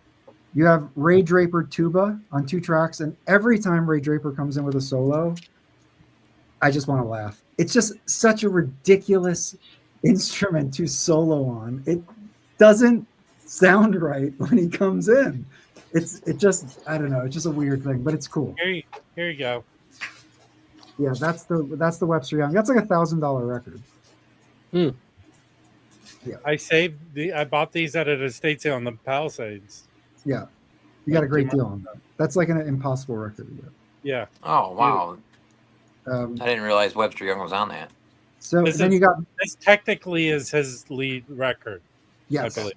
yeah. So it has Mal Waldron on. So back to this record. It has Mal Waldron on 2 tracks, John Myers on piano on 2 tracks, a couple bass players I'm not too familiar with, Art Phipps or Bill Salter. You have Art Taylor on drums or Larry Ritchie on drums. So anyway, is it a must-have? No. If you have a bunch of prestige already with Jackie McLean and like these players, this isn't gonna, it's not offering you anything totally different. But again, if you can find this for $20, I thought it sounded really good, and I think I'm going to keep it. So I love that cover. Oh yeah, and it's called Strange Blues. Jackie McLean Strange Blues. That's a cool record. If you get it for cheap, I think it's worth getting. So, Chris, you want to see these CDs? Yes. Okay. So, what happened is I had something on the wall at Lunchbox that I had to get. So, I needed to bring in some trade. I brought some rare soul and funk records in. And funny, John Digital Gramophone ended up buying one or two of them. Here's the CDs, bro. But Let's see them. I went through Mhm. my jazz CDs. I have two different sections of jazz CDs. So I have a whole section that's just like the avant and free jazz stuff. Sweet. And then I have the Aramite label separated, and I have my Japanese stuff separated. But then I have a whole other shelf that's just my classic jazz. Okay. Because I bought a lot of CDs because they were all $3 at Yeah, of Repo. course. But this is the only ones that survived. I took a lot in for trade, but these are the best ones that I kept. So that Clifford Brown and Max Roach at Basin Street. Oh, fuck yeah. Right. On But, Verve. okay. Yeah, So this does is. it have like extra shit on it? I don't know on this one. Does it? I like the packaging there. That's kind of cool. It's like a little trifold Yeah, thing. yeah. That's one of my favorite Clifford Brown and Max Roach albums. Then, of course, just some classic stuff, you know. But this this is interesting because it's enhanced, and it's got two alternate takes of Blue Train and Lazy Bird, and then some stuff to play on the computer. Cool. Oh, cool. Yeah, this is really cool. Live at Birdland with Eric Dolphy, John Coltrane. Oh wow, has that ever been put out before? I don't know. It's just 4 cuts. Because the Birdland record, the live stuff on the Birdland record, I don't think Dolphy's on that. Yeah, this is a VJ recording. Who's all on this? Eric Dolphy's on alto and flute. McCoy Tyner's on this. Jimmy Garrison, Elvin Jones. 1962. It's this record right here. Yeah. Yeah, I have that record. Yeah. Right. So this isn't recorded live at Birdland. That's just the title of it. Oh. Yeah. One side here. I'll show you if you make me big. We're looking at CDs, Rob. I know, but that's the one he's showing. That one side is the John Coltrane with McCoy Tyner, Billy Higgins, and Stephen Davis. That's what he's showing. Oh, well, no, this CD doesn't have that lineup. You sure? Yeah, I'm reading the inside and the liner notes. Okay. Then I'm yeah, wrong. this is different. This is actual 1962. Wait, hang on. Can you say that again, Rob? Chris is wrong. Oh no. Hey. Anyway, this is 1962 at Birdland. Oh, sick. With Dolphy. And then there's a lot of reissues. They were like out of England or something. This is just your same as the vinyl. Yep. Live at Village Vanguard. I was wrong. Nice. Coltrane sound. Nice. This has some kind of bonus. Has some bonus tracks. Yeah, on it. dude. That's the cool thing about those CDs. A lot of times they'll have a few extra songs on them. There's two. Yeah, there's a extra song 26 and 2, and then an alternate take of Body and Soul. So who's the group on that? Who's the group on that one? On this one, this is McCoy Tyner, Steve Davis bass, and Elvin Jones drums. Atlantic stuff. Cool. We got Love Scream, of course. I've never heard of that record. And then this is my favorite Miles, probably. Yeah, that's great. And this has got this CD. I found this at Record Archive in Rochester. One of the first times I went there. Actually, first time I ever went there. How do you remember that? Oh, I do. I pretty much can tell you everything that's in my collection where I got it from. This I found there, and it's got everything.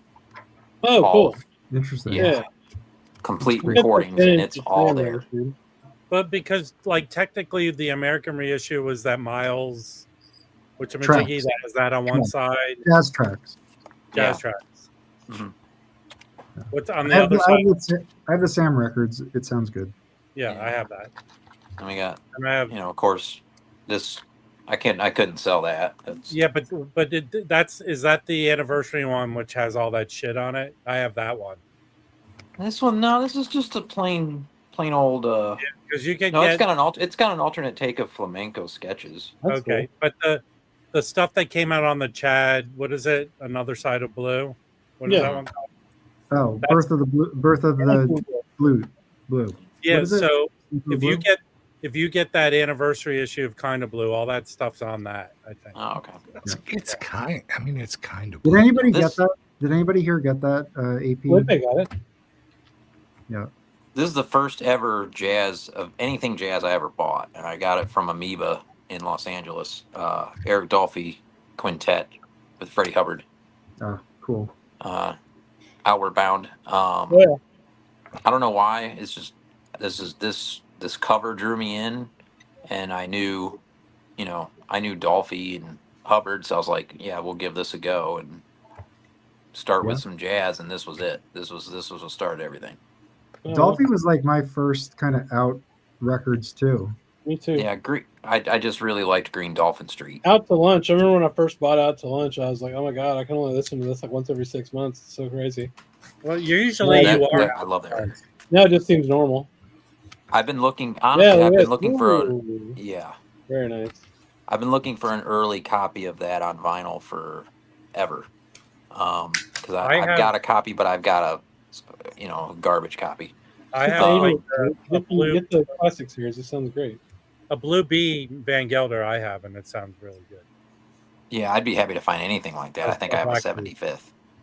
Get the fucking classic, bro. It sounds amazing. Yeah, the classic's good too.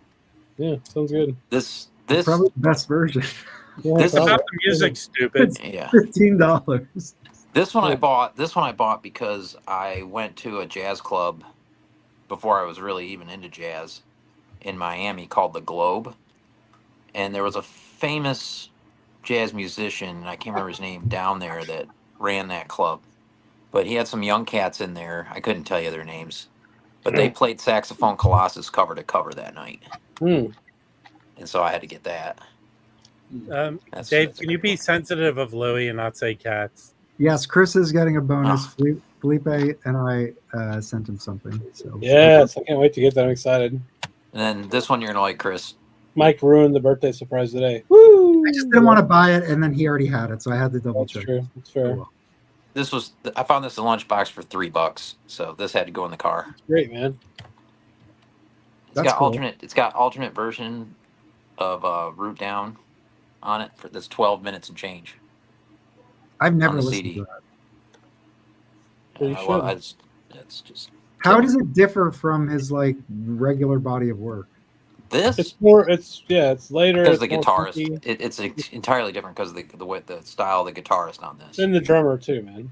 Yeah, well, yeah. But Yeah, it's this- live. it's- Yeah. It's live, yeah. and it's not so kind of, bowling alley-ish with his organ. Wow.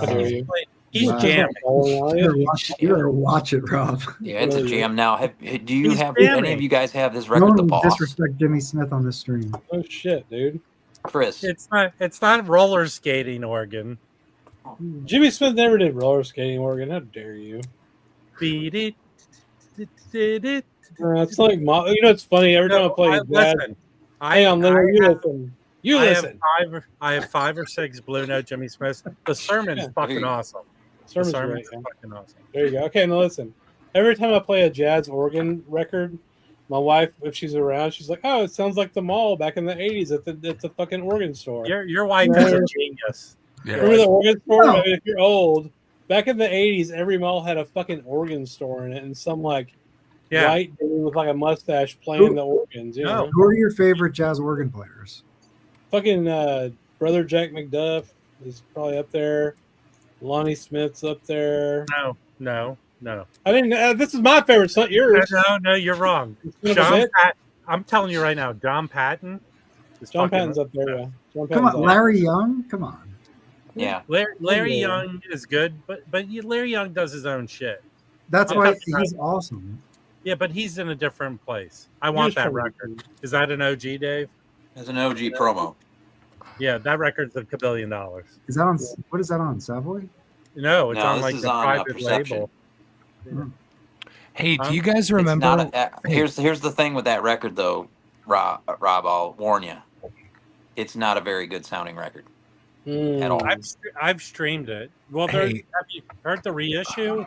Like, there's a kind of Jesus Not Sir Christ. Lonnie Smith to you. Hey, do you guys remember It when wasn't you? recorded well. Hey, It's just the recording. Dave, hold on, Dave. Settle down. Fucking hold on a second. Do you guys remember when you invited Jacob on and then didn't talk to him for 45 minutes? Jacob, Hello. yeah. Actually, we're trying to go an hour. Jacob, jump in with the Christ. organ talk. Tell us about organ. What are your thoughts on Yeah, organ? there you go. I never like to interject. I always wait for the opener. Right? No, I mean, I agree with all that. Like Larry Young definitely does a different thing. Like Larry Young is like taking McCoy stuff and putting it on the organ instead of doing what Jimmy Smith kind of created that. There's other organ players before him, but he created that certain style and sound. And then Larry Young said, okay, we're going to use that same technical approach, but harmonically and melodically. Like we got to go beyond, like the music is going past that now. So it's just a different thing. I mean, speaking of Larry Young, I just picked up, I find it in the file. Louis, what is we? While he's looking for that, I wanted to talk about Chris's point in the mall. Those guys didn't play the organ. It was on autoplay. They were just sitting behind it going. Is that Mothership? Is that Mothership, Jacob? Mothership, yeah. Oh shit! That one actually doesn't turn up very much. What's the Well, lineup? if you go to more than one store, Dave, and you look on the internet, you can find records. Larry Young, Lee Morgan, Herbert Morgan on tenor, and Eddie Gladden on drums. I think that was the first Eddie Gladden recording I heard because I remember streaming this. It's got that different cover for some kind of reissue. It's not a Tone Poet or anything, but there's like a different cover for this. And I just remember there's this one moment on the track, I think on Mothership. It just gets really crazy, and the organ does this crazy sound, and then the trumpet, I guess it's Lee Morgan, is playing and kind of finishes the solo kind of weird, and you can hear them still playing, and just off mic you can hear probably Lee Morgan or someone go, "Oh damn!" like they messed up or something, which is really crazy. And I just remember laughing at that, and always trying to find a copy of this, but I don't know if it. I don't know if was this re-released. No, so there's a couple Larry Youngs with the LT cover that are like those Serpico ones. You know what I'm talking about? Serpico. It's the one where he's got Scorpio. They're like Oh, Scorpio things. I got a question for Jacob. okay. You have a lot of jazz records handy, but do you have a copy of Stick Control by George Lawrence Stone handy? The book? Yeah. Yeah, it's literally right there.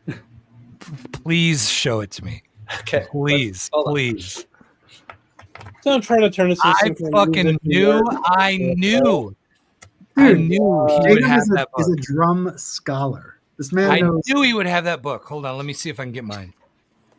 Jacob is who schooled me on the importance of baby dogs. Now you made both of them leave the stream. Hey, Chris. Yes. Do you Just more have the for you, Jimmy man. Smith record, The Boss? I gave my copy away. I do not. I'm ordering another one right now. That record. Hold on, I'll grab it. You don't even have drums, Louis. This is I'm a Jimmy fucking Smith snare drummer, dude. tripping on acid, dude. It's No, not sweet. orchestra. There's no orchestra on that. This is like Jimmy Smith and the Allman Brothers doing something. Fucking sweet. It's killer, dude. It is Dude, killer. all right, let's see. I want to Psych see that, record. Jacob. Oh, so sick. I love that. That is so sick. Do you hate that book as much as I do? This one is specifically, this copy is from, because this is one of the first, little historical note. This is really one of the first drum publications that became a really big thing. From like 1798 with that cover. Dude, it is really. It's from 1935. I don't know if that was the very first one, but Possibly. I think this copy is from the 60s. Dude, that book, those exercises in that book will fucking put hair on your chest. Like, that is the book. That is the Bible as far as I'm concerned, as far as getting hands. There are definitely a few. I mean, this is up there. This one. What are they describing? Are they going through rudiments, or what are they doing there? It's an exercise book for all of the rudiments, and the way that it's if you practice it the way that the author tells you to, it'll make you a man for sure. It's kind of rudiments. Like, there's some flams in here and maybe some paradiddles, but it's not. It's really just. I mean, it's stick control. It's like 50 pages of just variations of basically kind of the core element of some kind of drum rudiment is it's a combination of either a single stroke or a double stroke, or combinations of singles or doubles. Mm-hmm. So like a roll could be just a bunch of singles, or it could be a bunch of doubles. A paradiddle could be 2 singles and a double or a diddle, and then flip that. And then putting specific rhythms to those sticking combinations can kind of more in a focused way make them into different types of rudiments. But this book doesn't quite hit. I mean, it's rudiments, but for like real rudiment stuff, I go to the Wilcox and stuff. This is like Wilcoxon, yeah. This is like hardcore rudiments. Yeah. Y'all know do y'all know who Dorothea Taylor is? The drummer? No. She's a fucking monster, dude. She's like probably 65. She's just this white lady, and she's on TikTok. And yeah. Oh, okay. She was on Jimmy Fallon, right? Yeah. Because she was showing people diddles and how to like actually play diddles. She also did some of the like Drumeo videos where like, hey, here's a song you've never heard, and play the drum for it. She did that shit. Cool. Hey, Jacob. The story. Yeah. You're cool. You're showing those drum books. I hadn't thought about these in years. I have a friend. He's in the band Self Evident out of Minneapolis. They're I guess you'd consider them math rock, but they're an institution in that city. They've been around for a couple decades. But their drummer Ben Johnston, this is something they had at their merch table, which I thought was very cool. He teaches drums, and he made these books called Focused Coordination, and he did 2 volumes. This one's book 1, 4/4 time, 8th note coordination, and it's on Skinny Branches Publishing. But it's there's good pictures of him in here, and it's just got a lot of cool. There's a lot of the music, to go along to. What else is stuff? I hadn't looked at these in forever. And there's 2 volumes, and the first one's for beginner to intermediate, if you're trying to learn the drums, and then the next one is for intermediate. But there's there was some cool stuff in here. Like, this is offbeat 16th note bass drum coordination. It gets in depth. From Ben Johnston. Pretty cool. Yeah, I got to look that up. That cover seems a little familiar. I don't know if it's because it's kind of like the illustrated drum set cover. Maybe that looks familiar, but. All right. Let's take a break from the drum books and let's discuss this. No, hold on. I got one more question. No. Hold on. Jacob, okay, I just have one. I have one drum question for you before. And then I have a way to segue this into records again. Okay. And my question is, how often on your record or in your jazz drumming do you use diddles anymore? Versus singles. Like, how often are you going to play an open roll versus singles on anything, even if it's drags around the toms or something like that? So this kind of ties into what I was going to say. Like, this rudiment, I don't want to overly simplify this, but specifically like drumming until the mid 60s was just so, jazz drumming was just so heavily focused on rudiments as far as solo repertoire, vocabulary goes. Specifically, Philly Joe Jones. The story that I heard was like he basically just ate up anything Wilcoxon, and I think it was Tony Williams went to him and asked if he gave lessons, and Philly Joe said, "I give free lessons to anyone that could play all these solos." So if you were to play like Wilcoxon stuff, and then swing the 16th notes, it's basically very similar to, if not the same as, like Philly Joe vocabulary in terms of how they were getting around the kit. So as far as the diddles or doubles, playing roughs and drags and stuff. I mean, that's very much what he's playing around the kit. Drum set coordination it's kind of its own thing. But when you're going into soloing vocabulary around the kit, Philly Joe is like a perfect example of just playing directly from this kind of material, roughs and drags and paradiddles and maybe long open rolls that are doubles, as opposed to someone like Max Roach. Even around that same era, he was really not a rudiment player. Maybe he would do some paradiddles, but he was really not doing the same kind of stuff as Philly. And he was just a lot of single strokes and then just orchestrating it around the kit in really unique ways that would create little hemiolas and he was more, if they call him the painter, just textures and shapes and things. And he's getting away from playing rudiments. And then someone like, Tony Williams knew all that stuff inside out. And there's like 20-minute videos of him just playing through rudiments on the snare. It's incredible. But he was also trying to get away from that and kind of in a Max Roach way, because he was obsessed with Max Roach, like do more painting abstract sounds. Like, how can I play the drums and make it not sound like this anymore? Or same with Jack DeJohnette or Elvin. There's some rudiments in there, but it's a lot of sticking combinations and messing with the rhythm of it. Not so much, I don't want to say stock phrases from something like this, but it certainly was just a different thing. So, if you're like, I really want to learn how to play like Philly Joe, you need to do stuff like this. Right. This is the book. I took some lessons with Greg Hutchinson, and he told me, he's like, all we're going to do is this book, Advanced Technique for Modern Drummer, Jim Chapin. And this is kind of one of the earlier books where they would actually, instead of like something like this where you're adapting snare music and you have to figure out, how do I play it around the kit? This is one of the early books. How do you play it around?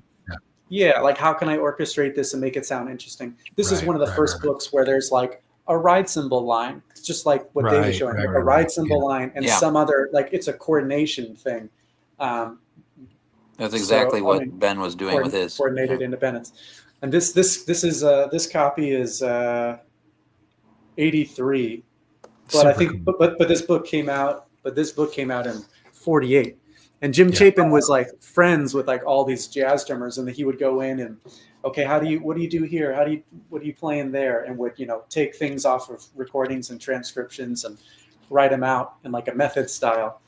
And then Greg would say, okay, so this is how it was written originally, just snare and cymbal. And then I want you to play that in the bass drum instead. Right. And then I want you to play it on the hi-hat instead. Or I want you to play something else, quarter note triplets on the hat while this is still reading this and you're doing this. And it's just this ever expanding web of like independent coordination, creativity on the drums, which is definitely, which is awesome, but it's definitely like not the same as just hardcore drum rudiment study, flashy Buddy Rich and Philly Joe type stuff. Speaking of web, we don't talk about Chick Webb too much, do we? No. Chick Webb was incredible. He's on my list. I've got one or two kind of compilation records of his early stuff and a lot of the early Ella recordings with his band. And the problem is, as far as wanting to dig into it and transcribe and like really, it's just the recording quality of that era. It makes it really tough. Oh yeah. And sometimes that was right after the era where earlier than that, either drums weren't on the recordings or they were doing something very different from how they normally would play because of the mics. Right. And Well, there sometimes weren't any mics. As someone who listens to a lot of small group, like early recorded small group stuff, even in the small group stuff, the drums get buried. Yep. Yeah. Like you just can't. It's just hard to hear like it with any clarity. Just the drum battles though from back in the day. Mhm. Those Well, the clubs, drum you battles, know. I mean, Chick Webb, they were murderers, man. His band, you come into the Savoy and you better fucking bring it, so they're going to just throw you out of there, you know? Yeah. I mean, they were I like love the those original stories. monsters, you know? Yeah. Yeah. just like the feel and the pulse and the energy and drive like coming out of that band, like you could still hear that on the recording super well. Mhm. And I think that's something, you know, it's a swing era thing, and that's something, or even pre-swing era, but that's something that you know, I think as the music evolved, so at least in the bebop era, that still was retained. And then once it got into more freer or abstract, or especially ECM, or you know, as it gets further away from that, it just doesn't have that same feel. And it's not even a better or worse thing. It's just knowing completely like different. Yeah. and specifically, like, not to be biased, but the drum set is the only instrument created for playing jazz. So like historically speaking, like what That's a great point. yeah, like the combination of those pieces and how people would play them and the feel and style applied to it, and then to at least really deeply know that first before going somewhere else, I think is like, you know, it's just like learning how to draw shapes first before you. Well, that's like in my kind of jazz history discovery stuff. The one thing that changes is the drum set. Where like all the guitar changes too. The guitar definitely has changes, but like sax, trumpet are constant. And the drum set, when you go back to like, you know, the 19 teens, that thing looks totally different than what Max Roach is playing. Well, yeah. This book here, I'm gonna grab a book. That makes Very sense. cool. I created the book thing. Yeah, thanks a Hey, lot. I have a question for Louis. I have a book.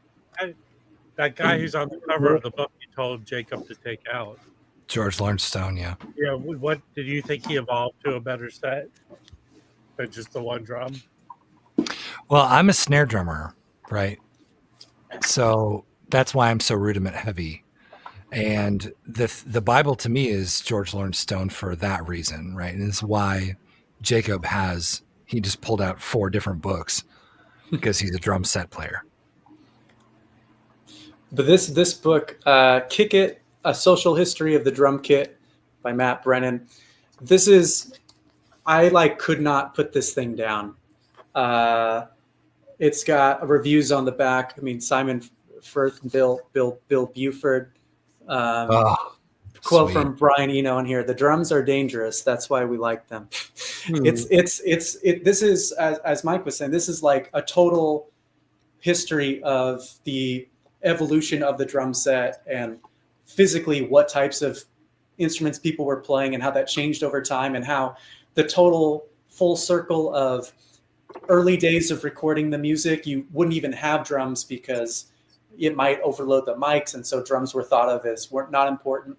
And then the full circle of when you get into multi-tracking or pop rock stuff, the drums are the most important. It's a thing that has to be recorded right first before anything else happens. And it's just this total, or it gets into concepts about, I mean, music copyright being based on lyrics and melody, And not so, drums. Right? and not Yeah. drums. So it's like you write a specific drum part, you write 50 Ways to Leave Your Lover. Like, he's not getting any royalties off of that because he didn't write the lyrics or the chords. Right.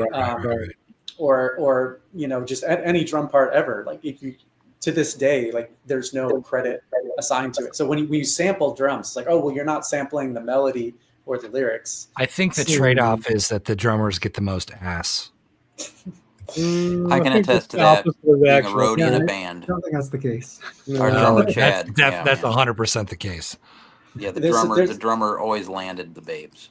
There's a whole awesome In section. the one band you were around, yes. There's a whole really awesome history about the history of like vaudeville and drummers. It was also like a full-time career,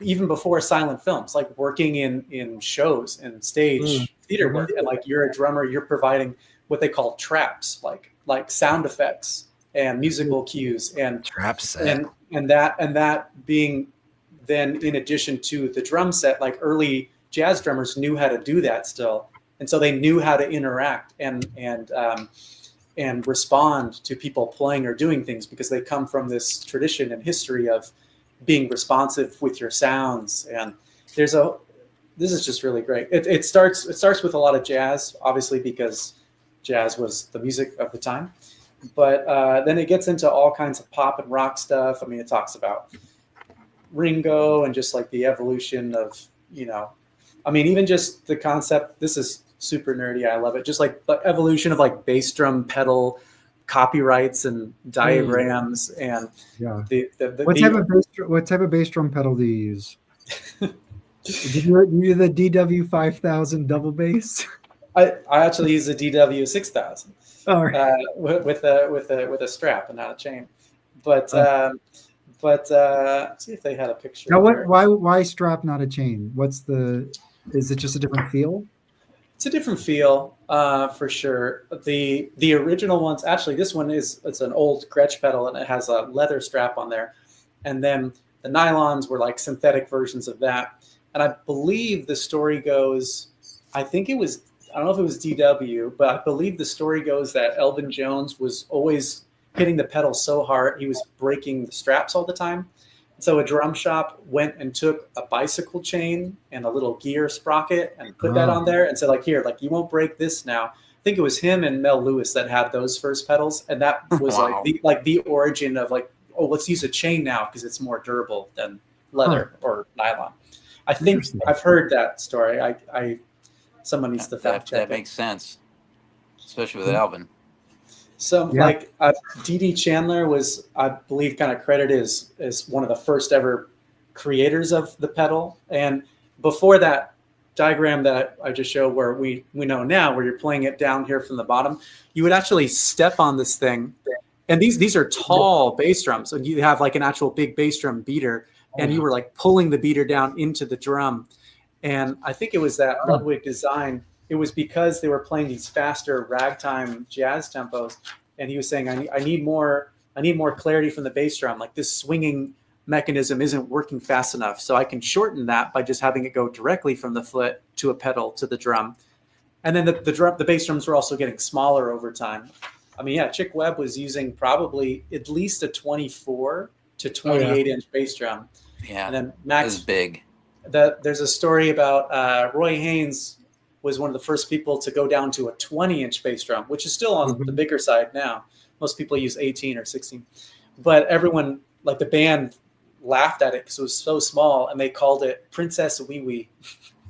That's what they called the bass drum. He's like, he just wanted it to be able to fit into the back of his car so that he could drive around town and not, And, the band. Some things, it's just like stuff like that, Yeah, when you think about the bass drum though, back then, and especially in the 30s, and and the big band era and stuff, it was much more.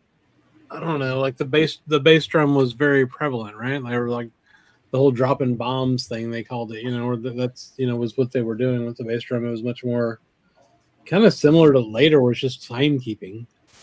Oh yeah, I mean it was pretty much timekeeping until the bebop era, and maybe you have little fills here and there. Yeah. Like the dance music stuff is much like like disco and EDM, just the whole 4 on the floor thing, just boom, boom, boom, boom, boom. It was all about like just big drum, getting that round quarter note pulse feel, boom, boom, boom, boom. You're keeping and who was our drummer? He was a low rider. Everything was low, to the ground, and there was times we'd have to load into a place. And there was this one band we played with, like down in Savannah at Bay Street Bar, Stuck Mojo, and their drummer would set up, and we're the opening band, but his drum kit's up there in the way, and he made us. He made Chad. His nickname was Cheetah. He made Cheetah play on his drum kit, and it was up high. It was crazy, man. Like completely high, different like setups. the height of the pedal, or what do you The mean? height of all the drum, the whole kit. Oh, gotcha. Yeah, because Cheetah liked everything low. And Yeah, that's just like a personal preference. It's a feel thing. I mean, I've been really trying to dial in. You'll see,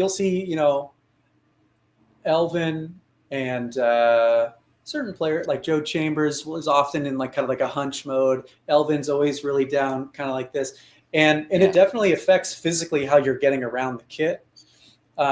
Whereas someone like Max Roach, more videos and photos that I look at, he's always just super straight up and like relaxed, but just like core engaged and ready. I call it like this like Superman pose with the chest, and he's getting around the kit so easily. He's not getting stuck anywhere.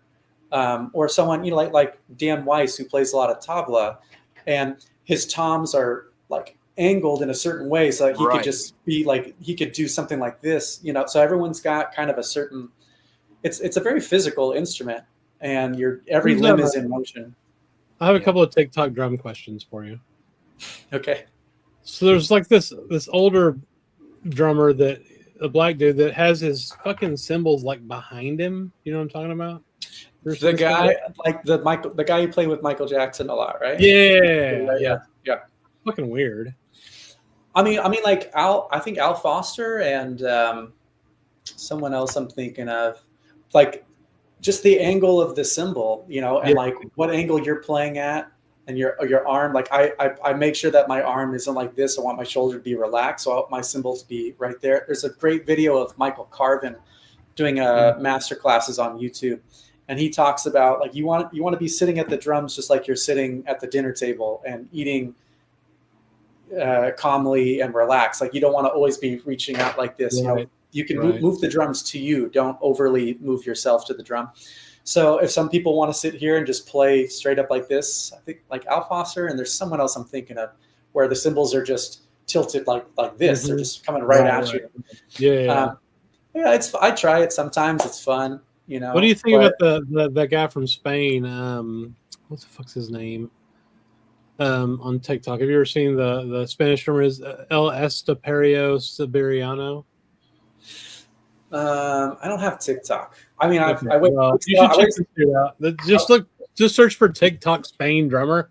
Sure. The dude is a complete monster, just speed wise, and I don't know. I mean, don't get me wrong. I waste tons of time on Instagram, but I try to make a point to I try to make a point to like not watch a lot of that stuff. Because it's like I feel like, especially with younger players now and people in general, but especially younger players, like their exposure to that is, I think it's just detrimental to like people, especially for drums, a little bit guitar, but especially drums. It's like the assumption is to play this instrument now means to play chops. And it's a complete 180 away from like supporting the band or like timekeeping. And it's just like, oh, this has 1 million views because look how impressive these chops are. And like, it means nothing to me. Like I'm also just not a big chops person, but like, if it's not serving some kind of time or feel or supportive role, like I just don't care. Right. And then I just get annoyed. And for my own mental health, I'm like, I don't want to see like how many, opportunities are arising for so-and-so because their video of single strokes at this BPM is getting this many views. Like I don't want to be a part of that. I just want to I want to be playing music on the kit, and to the point where I also sometimes just get not overwhelmed, but maybe just bored. Like if I'm playing drums, if I'm practicing and I'm not with a band, like at some point, like I'll need to play along to something, or even just have some music on in the background, even if I'm not playing to it, just solo drums alone. It's like this instrument was founded to be an accompanist instrument. Yeah. People like Max, they were taking it outside of that. They wanted to make it into a soloist role and give it a different spotlight. And that's great. And I love doing that sometimes, but 99% of the time that I'm playing, I'm not soloing. Where if you're a horn player, you're playing the melody or you're soloing. Like you're Mhm. usually not accompanying. Maybe if you're playing behind another soloist or vocalist or something, but you're certainly not playing the entire track like the rhythm section is, and you're not flip-flopping between how do I accompany behind this person? How do I accompany behind this person? Well, I also have to keep time and give it a certain feel. And how often do I change that? Oh, now it's my time to solo. Okay, now the entire band is going to stop. This is why I don't like soloing. It depends, but in general, So yeah, drum solo can be like jarring when everybody stops. Like it's such a spotlight on the one artist. because it's yeah. Oh yeah, no, go ahead. Well, just like at least when it comes to kind of the bop stuff, I think, as it evolves, that probably changes a little bit. But just like in that kind of quintet bop form, like there's usually like one drum solo on an album, maybe two if it's like a Blakey album, and a lot of times it comes at the end of side one or the end of side two. It doesn't, they won't even make the first cut. Like, yeah, so it is this thing of just the way the music evolved. Like, I was about to say something. I didn't agree with my own statement. I think the drums, all these horn players are soloing. Maybe the piano player is soloing. Maybe bass is soloing, and the rhythm section is still accompanying everyone else while that's going on. And then the drum solo, and everyone says, "No, you got it." And I'm like, I just played for 10 minutes for all of you. And like, nobody's gonna play with me or help me out now. Or like, I gotta be responsible for everything now. I have to keep the form and the time and the feel going. Like, think about a Max Roach, keeping the pulse going on the bass drum, playing 2 and 4 on the hi-hat, and then you're getting around the kit, maybe even playing time on the cymbal still and playing around, because you're emulating what it would sound like if there was a band behind you as a soloist, but you're playing both roles. And then that's what you get for being a drummer, man. That's yeah, but you know what's cool? Like, I think on those Miles records, those 56 Miles quintet records, I think Philly Joe will like try to mimic what they're like, maybe trading fours, but he's one of the people trading with them. So like, he'll basically try to emulate the tonality of what the soloist is doing, like what Miles is doing. I think that happens there, and that's kind of fun to listen to, because because you usually don't hear the drums do that, or at least I don't. Oh yeah, he's super interactive, and he finds ways to do that even during the horn player's solo, like little commentary and comping stuff with the time. But and then certainly there are other ways to solo now, like people play over a vamp, or over, like, you can have the band is playing some vamp or something, and the drums are just kind of shredding on top of it. But then to me, that gets into the same thing of like, well, they're not interacting with me, like they're just playing this vamp. I mean, maybe a vamp could be more or less interactive. I've heard a lot of I feel like I've heard a lot of bass accompaniment during drum solos. Mm-hmm. It depends. I mean, I really like because if I'm going to solo and if we're all playing over the form of a tune, I feel like it's kind of a cop out to say, oh, it's the drum solo now, just have them play over a vamp. I'm like, oh, I want to play over the form of the tune also, because I want to be playing the song. Mm-hmm. So I do really like, if it's a swing thing, have the bass walk. And then I don't have to, I mean, I'm keeping time, but I don't have to be playing the time. I can just drop in phrases. It's a very like Max Roach kind of thing. Yeah, I can play those phrases and leave a lot of space, and it doesn't sound too empty, because something is going still. It does get rhythmically, it can get a little busy if more than one person is doing that behind the drums, because the drums are already they're already going to be so rhythmic. Also, length of time for drum solos, and I'm talking like in this like bop form. I know that there's tons of different styles and lots of different creative drummers that do stuff, but just in kind of the traditional like blue note stuff, it seems like the length of time for the drum solo is not the same as like it would be maybe for a piano solo. Usually not, because it is also kind of I don't want to say a gimmick, but it is kind of like it's hard to follow. Like, that's why they'll usually put it at the end of the song, because it's just like the highest energy point, or it can be.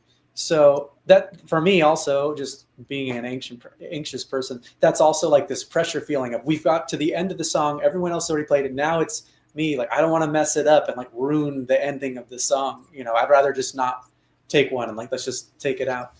But depends on the record, because a few months ago I did a concert where we played all of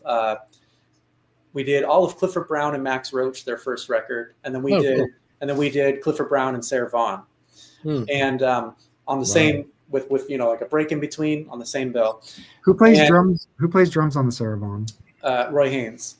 Okay. And there's like one 8-bar brush solo on that record, and like 1 or 2 songs with sticks, and otherwise it's beautiful. It's just like a bunch of ballads. But to do both of those records, and we did the Clifford, the Max Roach Clifford first, and then Sarah Vaughan. So as far as you're saying, oh, drums don't always get as much of a spotlight. Well, it's Max's record, so there'll be more of a spotlight. And every single song, like we're doing it just like the record. So every song, I had a whole feature on every tune. And the band was saying like, oh, Jacob, Doug Carter and David Reynoso were on it. And they're like, yeah, like normally when we play, like you played more solos tonight than I've probably ever heard you play before, because like you don't like to do that a lot, and this set required us to play a drum feature on every single tune, like starting with trading and then an open thing or multiple courses of open or combinations, but just everything was like you're muted. Was it this Sarah Vaughan record? Clifford Brown's on this?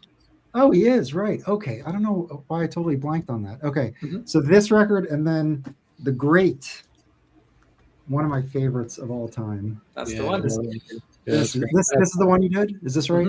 Those two. This is absolutely outstanding. I have that. Yeah. So this has Harold Land on tenor sax, George Morrow bass, Richie Powell, Bud Powell's. No, is that Bud Powell's brother, Richie Powell? Yeah. And both, Clifford Brown and Richie Powell died in that car accident. And Richie was initially a drummer. And he was like studying with Max, and then they would have these parties or hangs. And at some point, he sat at the piano, and Max heard him say, "Oh, you're really good at the piano. Like, why aren't you a piano player?" He was like, "Oh no, my brother's a piano player." It's like, "No, you're good. You'll be in my band." Yeah, that's how we got him. And then what the fuck, Maggie? What are you talking about, bro? Just wanted to show the old MRC label. Oh yeah. But yeah, I mean, and that was just the thing, like Clifford and Max were just, just the pinnacle players of those instruments. So for them to be paired up and for both of them to be featured so much, it makes sense. But it's a great record. But even then, it made me just really dial into like the way that they do those tunes, and like Joy Spring, Max is just on brushes the whole time. Like there's people might know the tunes, but not that it has to be played exactly like the record every time. But we were trying to get really close to the record, so I really tried to emulate as much as I got. Just crank the toms up. When you hear something, how long does it take you to pick it up? Like a tune, or like hear the song and then can we play? Yeah, like this, like those two records. Like how long would it take per song to kind of get a feel for what's going on? Well, the Clifford record, like I already knew really well. Maybe although I haven't, some of the tunes on there have become kind of standard, so I played them. But maybe other tunes I hadn't played as much, but I just heard it so much, it just made it. I just kind of knew what it was supposed to be. But that being said, like the more I listened to it, and I really, really did a deep dive of it, really how Max was orchestrating stuff and just his really specific way of doing that. Like I thought I knew that record really well, and specifically the tune Dahoud. That was like one of my favorite songs ever, and one of the first things I learned. And I started playing it. We did have a rehearsal. And I started playing it, and I realized like this doesn't sound right. Like I thought I knew the song, but I didn't know Max's orchestration. So that was like a deep dive. It's probably like here in my notebook, and just like really, really digging in to like exactly how he was this like the blues walk, Dahoud, and like really getting into like how he's playing the figures with the ensemble, and then how he's filling in the space between, and how each person does that differently is kind of what gives them their sound, in addition to their drums or their cymbals. But as far as hearing something random for the first time, you know, there's also a lot of like just concepts that if someone tells me like, oh, this is a blues, and then there's just a 2-bar break at the end, or there's a little like a stop time with a hit. Like the story you always hear, there's another band, the drummer got sick and they need you to come in. Could you do that? Yeah, I mean, it depends. You know, it just depends on like the setting and the style, and like if it's something you're really familiar with already, you know, or like if there's charts, or if you're totally just calling like, tunes. Women and children will be murdered if you can't play this show. I better try. That's motivation. Yeah. Hey, guys, I do have to jump off the stream. Yeah, I think too. I got to finish cleaning up some records. Okay, I'm sorry. I didn't mean to cut off the conversation, but I do have to run. Well, you were rude about it.